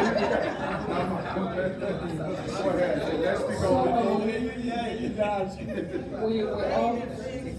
Let's speak on other speakers before me on the panel, in the audience, and the guest presenter talk extensively about education, and we can overemphasize education. Like the example I gave you of the mother who thought that it's okay for her daughter's father to rape the daughter because you know why, she's a woman and you know she's going to do it anyway. And I saw the statistics 3 weeks ago, and out of 4.6 million, that's the population of Liberia right now, 4.6 million is around there. Out of that population, they are saying, and I want to do research on this a little bit further, they are saying that only 200,000 girls have completed high school right now. It's from one NGO, so I want to dig that further. But what it says is that it scared me when I read it. I'm like, oh my God. Oh, so the girls are not going to school at all? That was the fear that struck me. So what we need to do is we need to continue doing what we're doing. But like Reverend Alice said, let's consolidate more, because when we come together, we're stronger and we can do greater things. And we need to continue raising the consciousness of women in Liberia, all ages. We need to offer the women of Liberia a very strong explanation for how we would bring about the end of violence against women and why it is important for us to do so. Because somewhere there in between, when you have these kinds of forums and you're working with women, they don't seem hopeful because they feel that nothing will be done at the end of the day. We must provide them, help motivate them, and help provide them that hope. We must leave them with something. We must leave them with something to fight for, because we can do all the beautiful work. But if the women are not hopeful, it's just a waste of resources, a waste of time. We must be able to help them visualize the possibilities and the hope for them and their daughters for the future. Thank you. Thank you very much. So in the Bible, in Genesis 34, rape occurred. Judges 19, justice was served. Yes. Exodus 22, we see rape happening there. But in Matthew 14, Jesus fed the 5,000. Right? So what am I saying? Psychoeducation is great, awareness is great, but there are some practical measures we must take as a people. The United Nations only have one safe house in Monrovia for rape victims. Our organization would like to propose, in addition to what we have as safe houses in Monrovia, that it can be a practical move. Visual is powerful. The more safe houses we invest in to identify these victims, the more we are able to attract the international or national stakeholders to be part of this effort to addressing this issue, socio or political and or legal, for the right direction for all Liberians. Thank you. Thank you. We're going to step it up to 2 minutes. However, the alarm will keep going off until you stop, because people will stay taking dots, which is good. But this is a very, very touching issue, and we can spend the rest of this year. It'll be a lot to talk about concerning this issue. So let's try to break it in and have it concise. Question, 1 second, Madam Panel, then get a question from the audience, and then I'll get to you. Yes. I was about. Hello everybody, again, my name is Grace Moore, and I'll make a statement before I ask my question.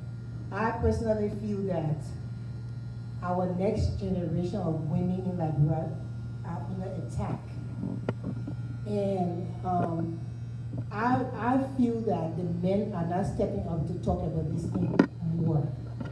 I want to challenge the men of Liberia to stand with us, and together we can stop, at least minimize what is going on in our country. So for me, I look at the healing process. My mother was raped at the age of 13. She had a child, and my mom could not really identify her own child because she was raped. She went to sell bread. After selling bread, 13 years ago, went to go play with her friends in the house, and a 30-something-year-old brother raped her. And it trickled down to us as children. And my brother that was a rape child is way older than me. I'm the last. So, but I felt my mom had that child way before she had me, but when she had me, I felt the effect of what had happened to her in the past. Because I was not allowed to go and spend time with my friends. I couldn't go spend time, I couldn't play outside in peace. Every time she would watch, oh Grace, come here, come inside. She didn't want anybody to, touch me like that, but she went through. And it started to, I'm suffering the same thing now with my kids. So I'm just telling you how rape goes down into the family. I've never been raped before. But I'm afraid for my children. I have 3 children. My 14-year-old son told people my mom got separation anxiety because I don't want, because of what my mom did to me, because she was raped. Now I'm doing it to my kids.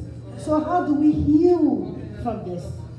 How do we heal from it? I know sometimes, like Wilma was saying, I pray a lot. I read my Bible and I pray about it for me to, be able to free myself when it comes to protecting my children from, being raped or something. But how do we heal? I know it's not, we can't heal totally because it will always be there. But how can we try to help the victim to heal, and be in peace with themselves moving forward after they suffer this traumatic thing in their life? Thank you. Yep, 1 second. So let's do this. That's one question. If the panelists can hold that question, we'll take 3 and then we can do it in a rapid format. So you hold that question and then we'll have 2 more come up and then we'll go through the table. Yeah. Well, he was ahead of me. Okay. Yeah, go ahead. Good afternoon, everybody. Mine is much of a comment in terms of our cultural practices as it relates to our customary laws. In Liberia, we have 2 forms of law. We have statutory and customary law. And the thing I want us to address, we are more now concerned about rape, sexual aspect in terms of victimizing women, but there is a cultural aspect, and this is what most people don't like to talk about. Women are also victimized when it comes to female genital mutilation. Are we concerned about that? Are we concerned about the long-standing scar it has created on some women? And some girls have died from that in the process of doing those unsanitized practices as a result of that cultural practice. Are we also concerned about that? Because those are all acts of victims against other women of other cultures. Let us not be so preoccupied with, and don't get me wrong, it is also bad. But it is also, let that be an act of consent. A girl who is 3-year-old, 5-year-old, some uncle or brother take her and carry her to some cultural activity, and that harm is done to her. Are we also concerned about that? Because it comes with that lady's biological and other sexual gratification concern. And that also has led to prostitution. Maybe people may not know about that. So in our advocacy, I would like that cultural law or customary law be changed. Let it be one of consent. If the woman reaches the age of consent and she wants to go through that, that's fine. But that act of coercion by the parents or the guardians to go and abuse the authority placed into them to get that child go through that gruesome practice is also bad. And I want us to address it. Thank you. So the panel has 2 issues, so you don't have to address all 3. You can pick one as the process go on and address it to have enough of their time. Yeah. Hi, everybody. As you can see, I worked so hard for this program. I'm from Arthur Hubbard. I spoke to some of you guys, and the day before my birthday, the devil decided to do what he loves to do, but I'm here. Before I go any further, it's just a little story I want to just give you that my husband passed to me, just to add up to what Wilma said. There was this organist who was also the director of the choir. He was also a DJ in the nightclub. Is that complicated enough? He takes a parrot with him wherever he goes. So Sunday morning, first thing in the morning, 7:15, he and the parrot and the choir rehearses every Sunday. So they went to the club this Saturday night, and they overslept Sunday morning. So they got to church, and he told the parrot, keep me in. The parrot started singing, I'm not going to I said, no. The parrot said, but, wrong. All Christ is solid rock. I said, you said, well, the same people I see here, And the same people I saw, oh, they're singing cinema. What a difference. So let's just go. Okay? We play church a lot. We play church. And let me tell you, each of us are guilty of that. There's nobody here who can say, oh, I didn't. Yeah. Today, some of us can say, yes, we know the Lord, and we're trying to do our best. And our best is now. We are going through all of these sins. If you look at the 7 sins, all has come to Liberia. Only because individually, collectively, we've all sinned. And some of us think the blaming game is it. We're going to blame this person, we're going to blame that person. We need to plunge ourselves first. Ask for your forgiveness, and then point your finger back at me.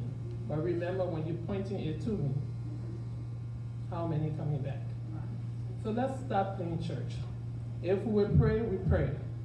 If we're going to go to church and then go to the devil, let's go to the devil. But you cannot be on 2 sides of the ball. Okay, a lot of talk went on about education. As most people will know, some of my students are in the audience. That has been me for practically all my life. I started off, my dad was a judge, so he wanted me to become a lawyer. Okay, went to Liberia College. That's not what I wanted to do. My mother was a businesswoman. Okay, go do management, public administration. That's not what I wanted to do. All along, they told me from 3 years old, I will collect all the children, so they went and bring them in the house, and then suffer for dead in the raw. But I wanted to teach. And I came to the States, and I taught in Liberia from my college days. And I got here, and something very particular happened. I started off working in a school system. And then all of a sudden, don't get me wrong, special education was taught at LU, but it was just a general thing telling us about special education. Other than that, my man, you too dumb, man. The same question we told yesterday, you take it again today, you feeling, not knowing mentally there was something wrong. So I'm like, When I told my friends I was going back to school, you won't let to my book business? I said, no. I said, this one, I need to get to the root. Some go, oh, you already got degrees, you can do that thing online. No, I need a foundation. Not until I entered the classroom and understood mental retardation is a serious problem. And this is our key problem in Liberia. Until we can address it. Until we can really send out professionals that will educate our people to understand that there's nothing called dull. Your learning style may be different from my learning style. I may be the one who, yes, I did call some of my students dull, because when I teach you, my mentality is get it. There are some people you say it once, and that's it. And there's some people you gotta go bam, bam, bam, bam, bam until you accept it and crazy. But this is it. Now let's come back to educating our women. When I was in the classroom, Brother Josiah, I can relate to your story. There were times when parents, male parents, would come to me, oh, you know, he's in my class. What can you do? You know, I work for so and so. So, I'm just here to say whatever we can do when it comes to educating our women. I don't have a question per se, because everything here has been said. We all can get together and do it without any jealousy. Let me relate to your organization relate to me. That's another problem we have as Liberians. So let us try our best to work for a cause and not because of this person and that person. Let's put our hands together and work on this cause. This is a serious cause. Thank you very much. So, for the question, how can each one of you use your influence and platforms to bring hope to those who want to believe that a new path and better life is possible? Okay, then we'll scratch that. So thank you. You see, that's why I let the men up on the table. So we will go at the end of the table and work our way. We have to be out of here. We have to start this section at 2:30, and then have the president come in and make a comment. Of about 2:45, we should be out the door and out of this section. So please let us try to be brief and hit the point, hit the question. 2 What minutes. was the question again? Oh, but there are a couple of questions. How do we heal? Oh, how do we heal? Yes. Okay, so I will lead the healing process. First, let me say this. One thing we've overlooked in this discussion, all of what is happening takes political action. We like to look at the success of Rwanda and other places, but it didn't just happen. The women realized, along with the leader, that it was time to stand up. It was time to take action. My question to all of us, panelists and the audience, if we are really prepared and we are angry enough and we are hurt enough, we have the answer right in our hands. We can take serious political action. Because people say, why it has to be government? Unless there's a political will, nothing can happen. The government is charged with the responsibility of protecting the citizens of our country. That includes all of our young kids who cannot defend themselves. But if you have a government that is dominated by men, I'm sorry, majority of whom are perpetrators themselves. Yes.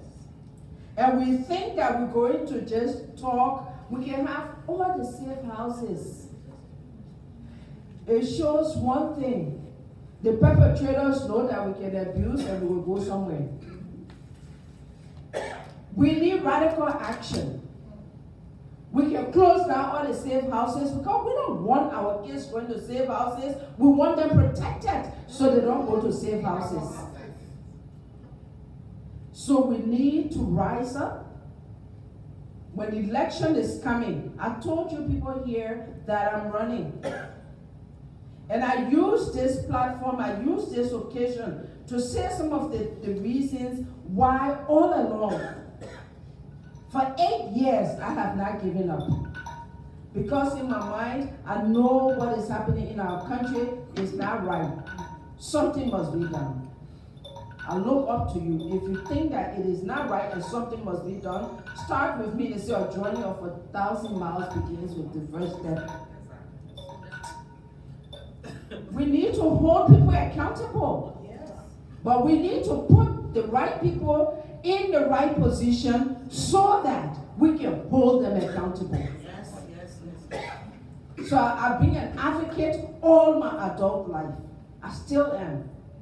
What stops you from putting your hands around me and others like me? We talk about putting people in positions, but who put them there? We put them there. It's like we put, we are the goats, and we put lepers in charge and say, please take care of me. What do you think the leper is going to do? Have a real nice feast. And they're feasting with us. And so, to answer the question of the healing process, how can people heal when every time you look around, you see your abusers walking scot-free? How can you heal? That's why people have not healed from the war in Liberia.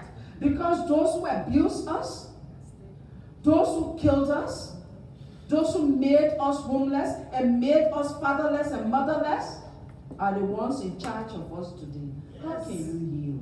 Yes. So the healing process begins with punity. It begins with enforcement of the law. And enforcement of the law rests in the hands of the political power. Are we on the table? We are not on the discussion table. Let's get people on the discussion table so that the healing process will take place. Because people cannot heal if they're not heard and if punishment does not take place. Look at Odell's mother. How can she ever have an end? her daughter's body is still in the morgue. Because those who did the act are still walking around. That woman, how can she heal? What can we tell her to heal? Maybe my daughter here, this psychologist, will be able to give us an answer whether there can be healing without an end to a situation. Thank you.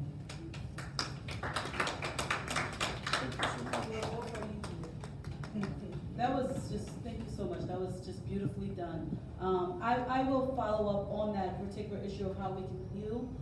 I'll say this. Rape is a traumatic experience, and trauma lives in our bodies. It lives in our minds, it lives in our souls. You carry it wherever you go. And someone was up there earlier and they just were saying about the transgenerational, intergenerational impact of rape. We see it all the time. So how can we heal? I'll just reiterate my comments from previously. People have to be made aware that this is in fact an issue, and they need to know what it looks like, what it is, and we have to be able to really hit this issue of rape on a multi-systemic level. And one of them, a huge component that we don't talk about as much, is what you just addressed, which is there has to be policy changes. In order for our voices to be heard, there has to be a representative that actually represents our voice. The other thing I want to add really quickly concerning how we can heal, let me just say this. Some well-intentioned people can sometimes make matters worse by talking about issues with somebody when they're not trained in that particular area.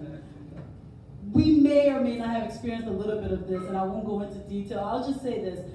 When it comes to the issue of rape, make sure that you have a professional there that can actually address the issue, because we open up Pandora's box and we don't know how to close it. It's a difficult thing.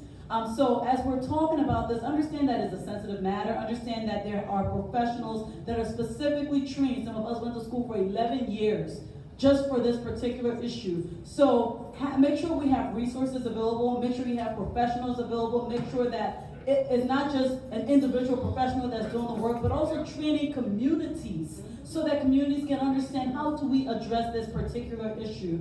The other thing is that in our churches and other religious facilities, we really have to be able to be comfortable with this discussion, because what ends up happening is a lot of times we act like it is not something that we want to talk about, not something that we're comfortable with. But guess what? We have victims. I don't even like the term victims. We have survivors right in our congregation that are suffering. And if they can't come to us as men and women of God to discuss this particular issue, where else can they go? So this is such a huge topic, and I'm more than happy to discuss it post this particular issue.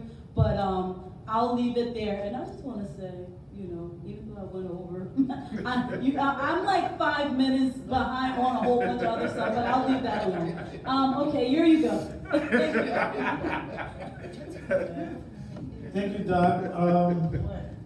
The question is, how do we heal? Just this week, a colleague of mine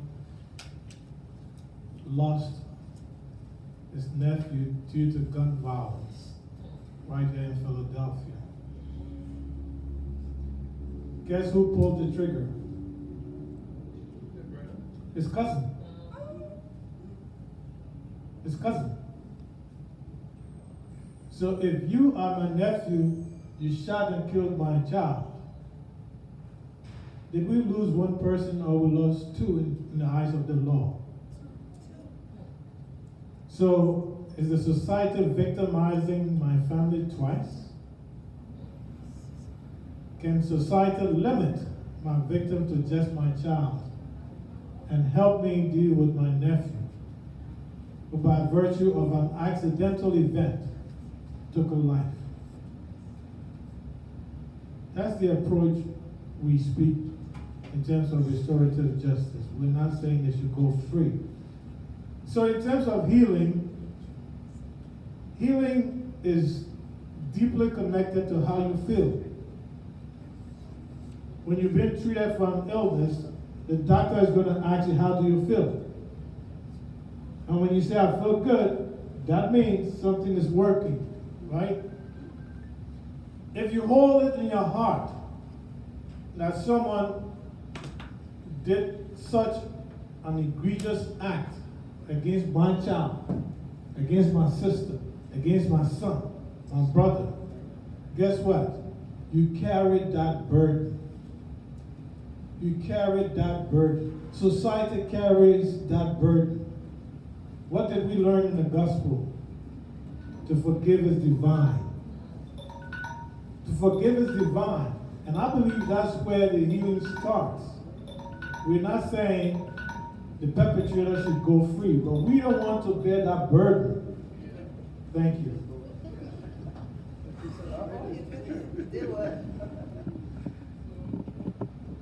Mr. Cindy, your 2 minutes going. Oh, okay. No. Okay. Well, my suggestion for the healing process would be this.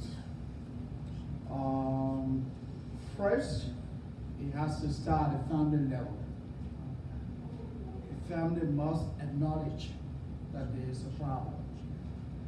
If you are in denial, like I heard the doctor say, the little girl was raped, a 6-year-old girl was raped, taken to the hospital, and the grandmom went, instead of trying to provide family support, the little girl was re-victimized. I told you not to go, not marry out. You know, when people are raped, when people are dealing with traumatic situation, you lend them support. That family support is very, very important. And again, like Doc said, in a situation like this, you need trained people to do the clinical assessment. You know, talk to a trained psychologist, a therapist, and be able to identify what the problem is. If there are medical concerns, let the medical doctors handle that and put in place the appropriate interventions. That's how we heal. In the area of mental health, when you have a situation like this, you need to talk about it. That's why in developed countries, people go for therapy. You talk about it, you discuss the issue, confront the problem, and find the solution. So at the level of the government, my proposition would be that the government should begin to put in place services, because government has a responsibility to care for its people. Develop services, set up institutions that will help families. And lastly, I would like to wrap up that saying that the role agent can play in this direction. What can we do? Our role will be that to help do the advocacy, the awareness, anything that the women group want us to get to the public, we will be willing to contribute in that direction. Thank you. Thank you. In terms of the healing, I really suggest a multi-tier kind of healing. It has to be completely societal.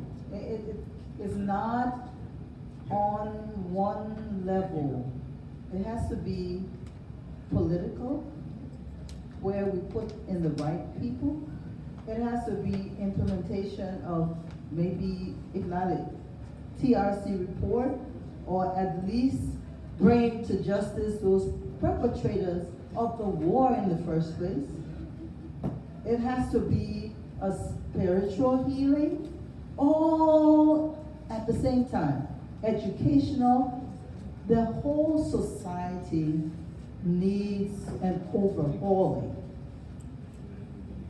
Thank you.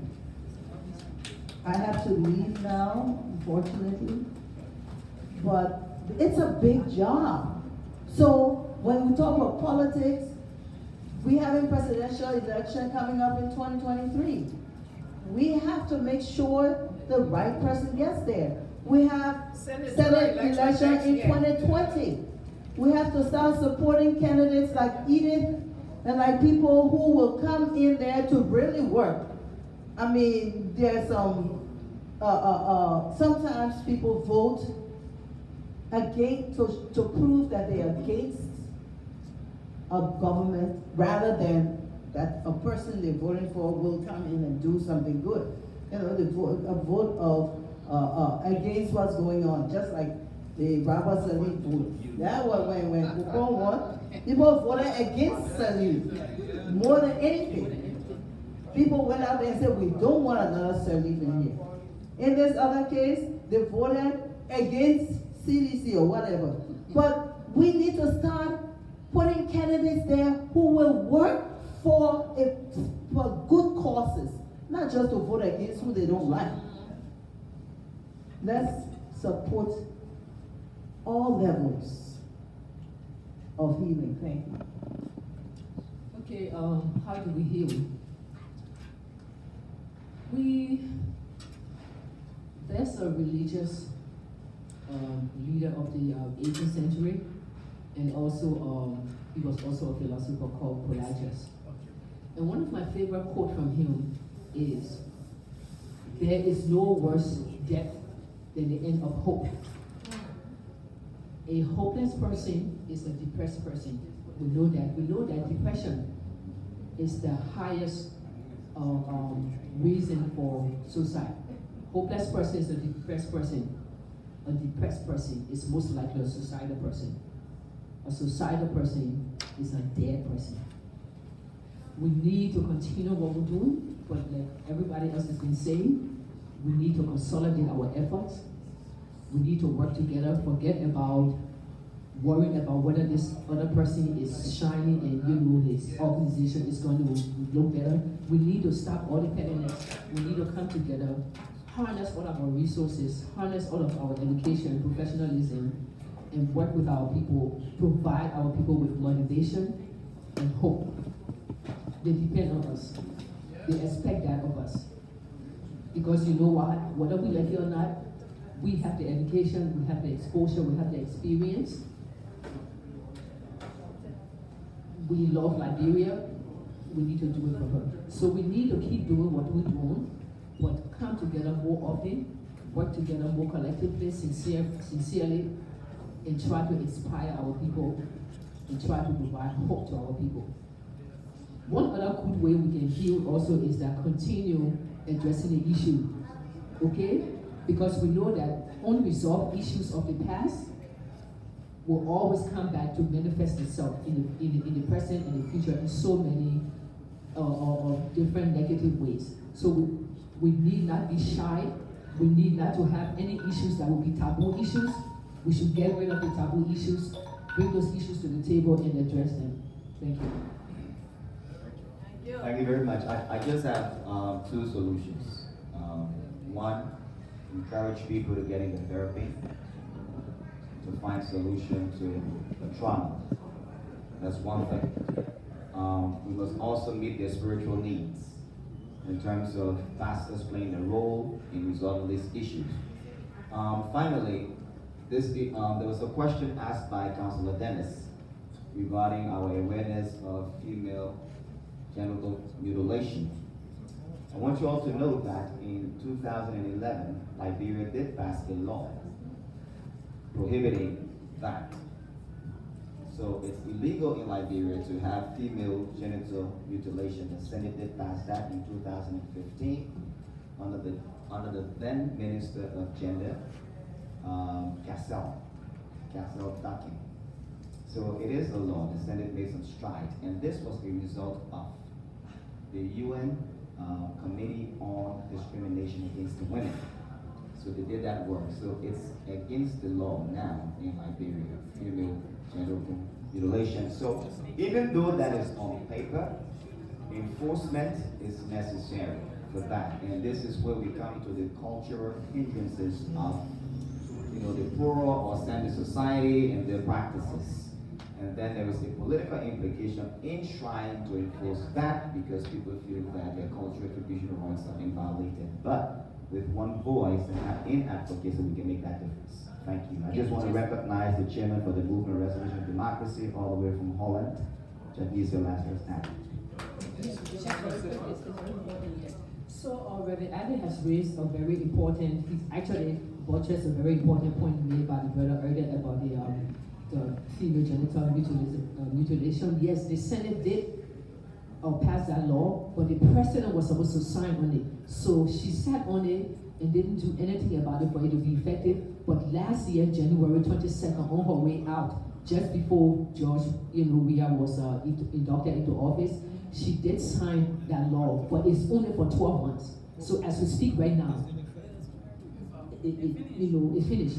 We got to lobby again. So this is one of the things, and this is not a political forum. I don't wish to disrespect President Sirleaf for something, but it's one of the things that, I don't think about her, because all the time she was there. This is a female president who had all the accolades in the world, who, the world was at her disposal.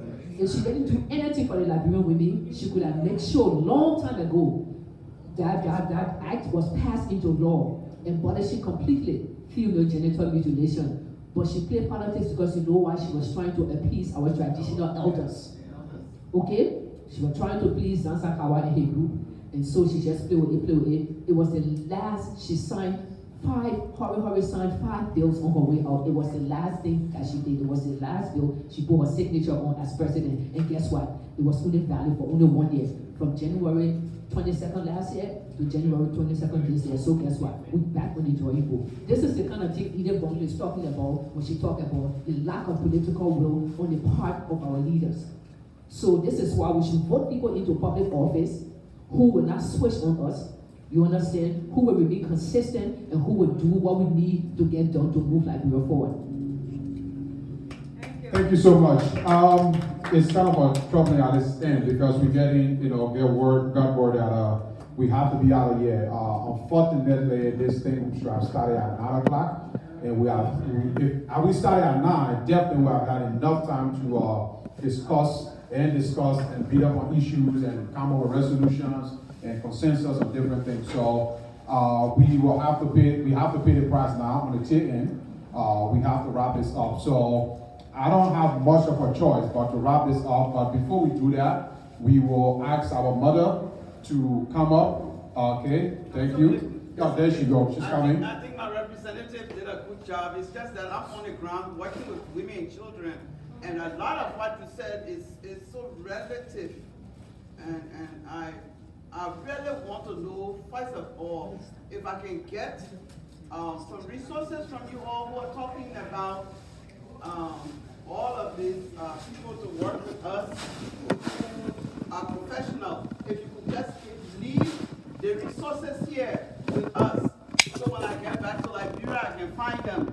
Because since 1983, I've been a woman's advocate, and I'm in rural Montserrat, and I'm facing all of these problems. The female genital thing, I've been fighting that since 1983. And the culture, because we are not together there.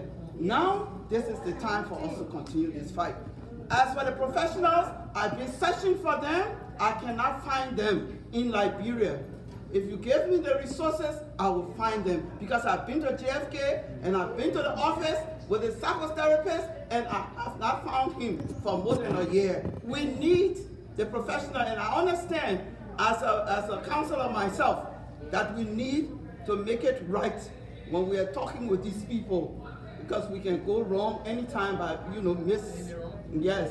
So I need to hear from you the means I can go to get some professional help for the ladies. Thank you. Thank you. So thank you so much, ma'am. At this point, we'll call on the president, Madam Fanny Dugan Davis, to come and give us the vote of thanks, and we'll have our closing prayer. We want to say thank you to everybody who participated, our distinguished panelists. This is a very, very big issue, and I'm sure if we're to take the next 10 years, you guys will have different topics to talk about, from all angles concerning this issue. So we are very, very grateful for your participation and your honest and frank discussion on this issue. So I will call on Madam Fanny Dugan Davis to give us our vote of closing remarks, and we can pray and call it a day. Excuse me. Say something about the Lrtn, okay? To say something. I mean, we can give you 30 seconds so we can wrap this thing up. Well, my name is Chavisa Lazarus Addy. I'm the chairman for the Movement of Restoration of Democracy in Iberia, based in the Netherlands. We are basically concerned with bringing people to justice who have committed atrocities against people in Liberia, war crimes, crimes against humanity, violation of international human rights laws, violation of human rights. I'm very interested in your discussion today. 30 seconds, I'll just try to make it quicker. I admire your prudence, but I prefer your boldness. We need to dismantle the mechanism that put in place and make it possible for these things to happen. We also need to implement the tools and programs that will prevent these things from happening. At the same time, applying consequences that when these things happen, there will be serious repercussions. We have in our society cultural traditions and customs that have been used as excuse to allow these things to happen. We have our young girls going to Sunday and Grover Bush when they come into the society at the age of 8, 12, 14. You have their chiefs and their elders, 70, 80 years old, standing by and bequeathing these girls as their wives. And with no offense to you people who are psychologists and smart, but we cannot rewire people who are 50 and 60 years old. And the programs we need to integrate it and work together. But most importantly, on the last one, our laws. We must make our laws very effective. The rule of law is there, but we're not working upon it. And I hope together, when we just work more seriously, more harder for the rule of law to be implemented, we will make a difference. But dismantle your so-called culture and tradition, and we will begin from there. Our society can become better. Thank you.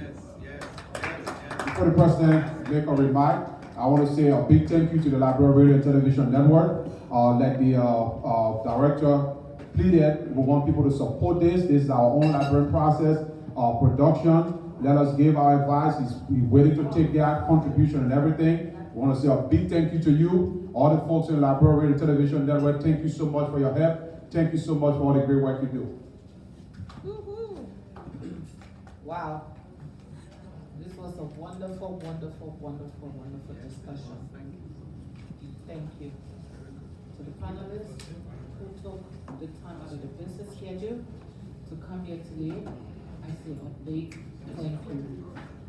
And I hope next year we can have a bigger crowd. Now, it's not easy to convince people to come. It's hard, but thank you. I know together we can make a difference. And that is why we say Women in Action for Change. Together, we can make that change. So I'm asking all women, all Liberian women group, to please come together. That's the only way we can make that change. And to our men, we need your support.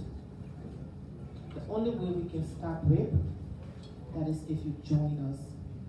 We can't go this mile alone. We need you to walk it with us. Don't leave us alone. Come with us and let's go.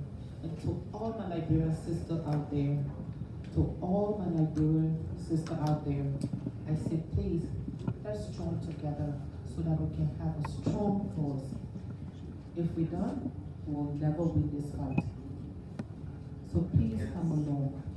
And tonight I'm appealing to you to please be on time. Please. We start at 7 o'clock so we can be out of here by 12 midnight. Because when you tell Liberians come in 7, they come in 12. So please, please, please, if you come in tonight and you don't come early, dinner will be served and you will not eat anything. You know what your mom said? Go to bed. You are outside playing, you ain't got nothing to eat. So go to sleep. So please, with all my love, I want to say again, thank you. And to my sisters out there, I love you. Join in the fight. Thank you.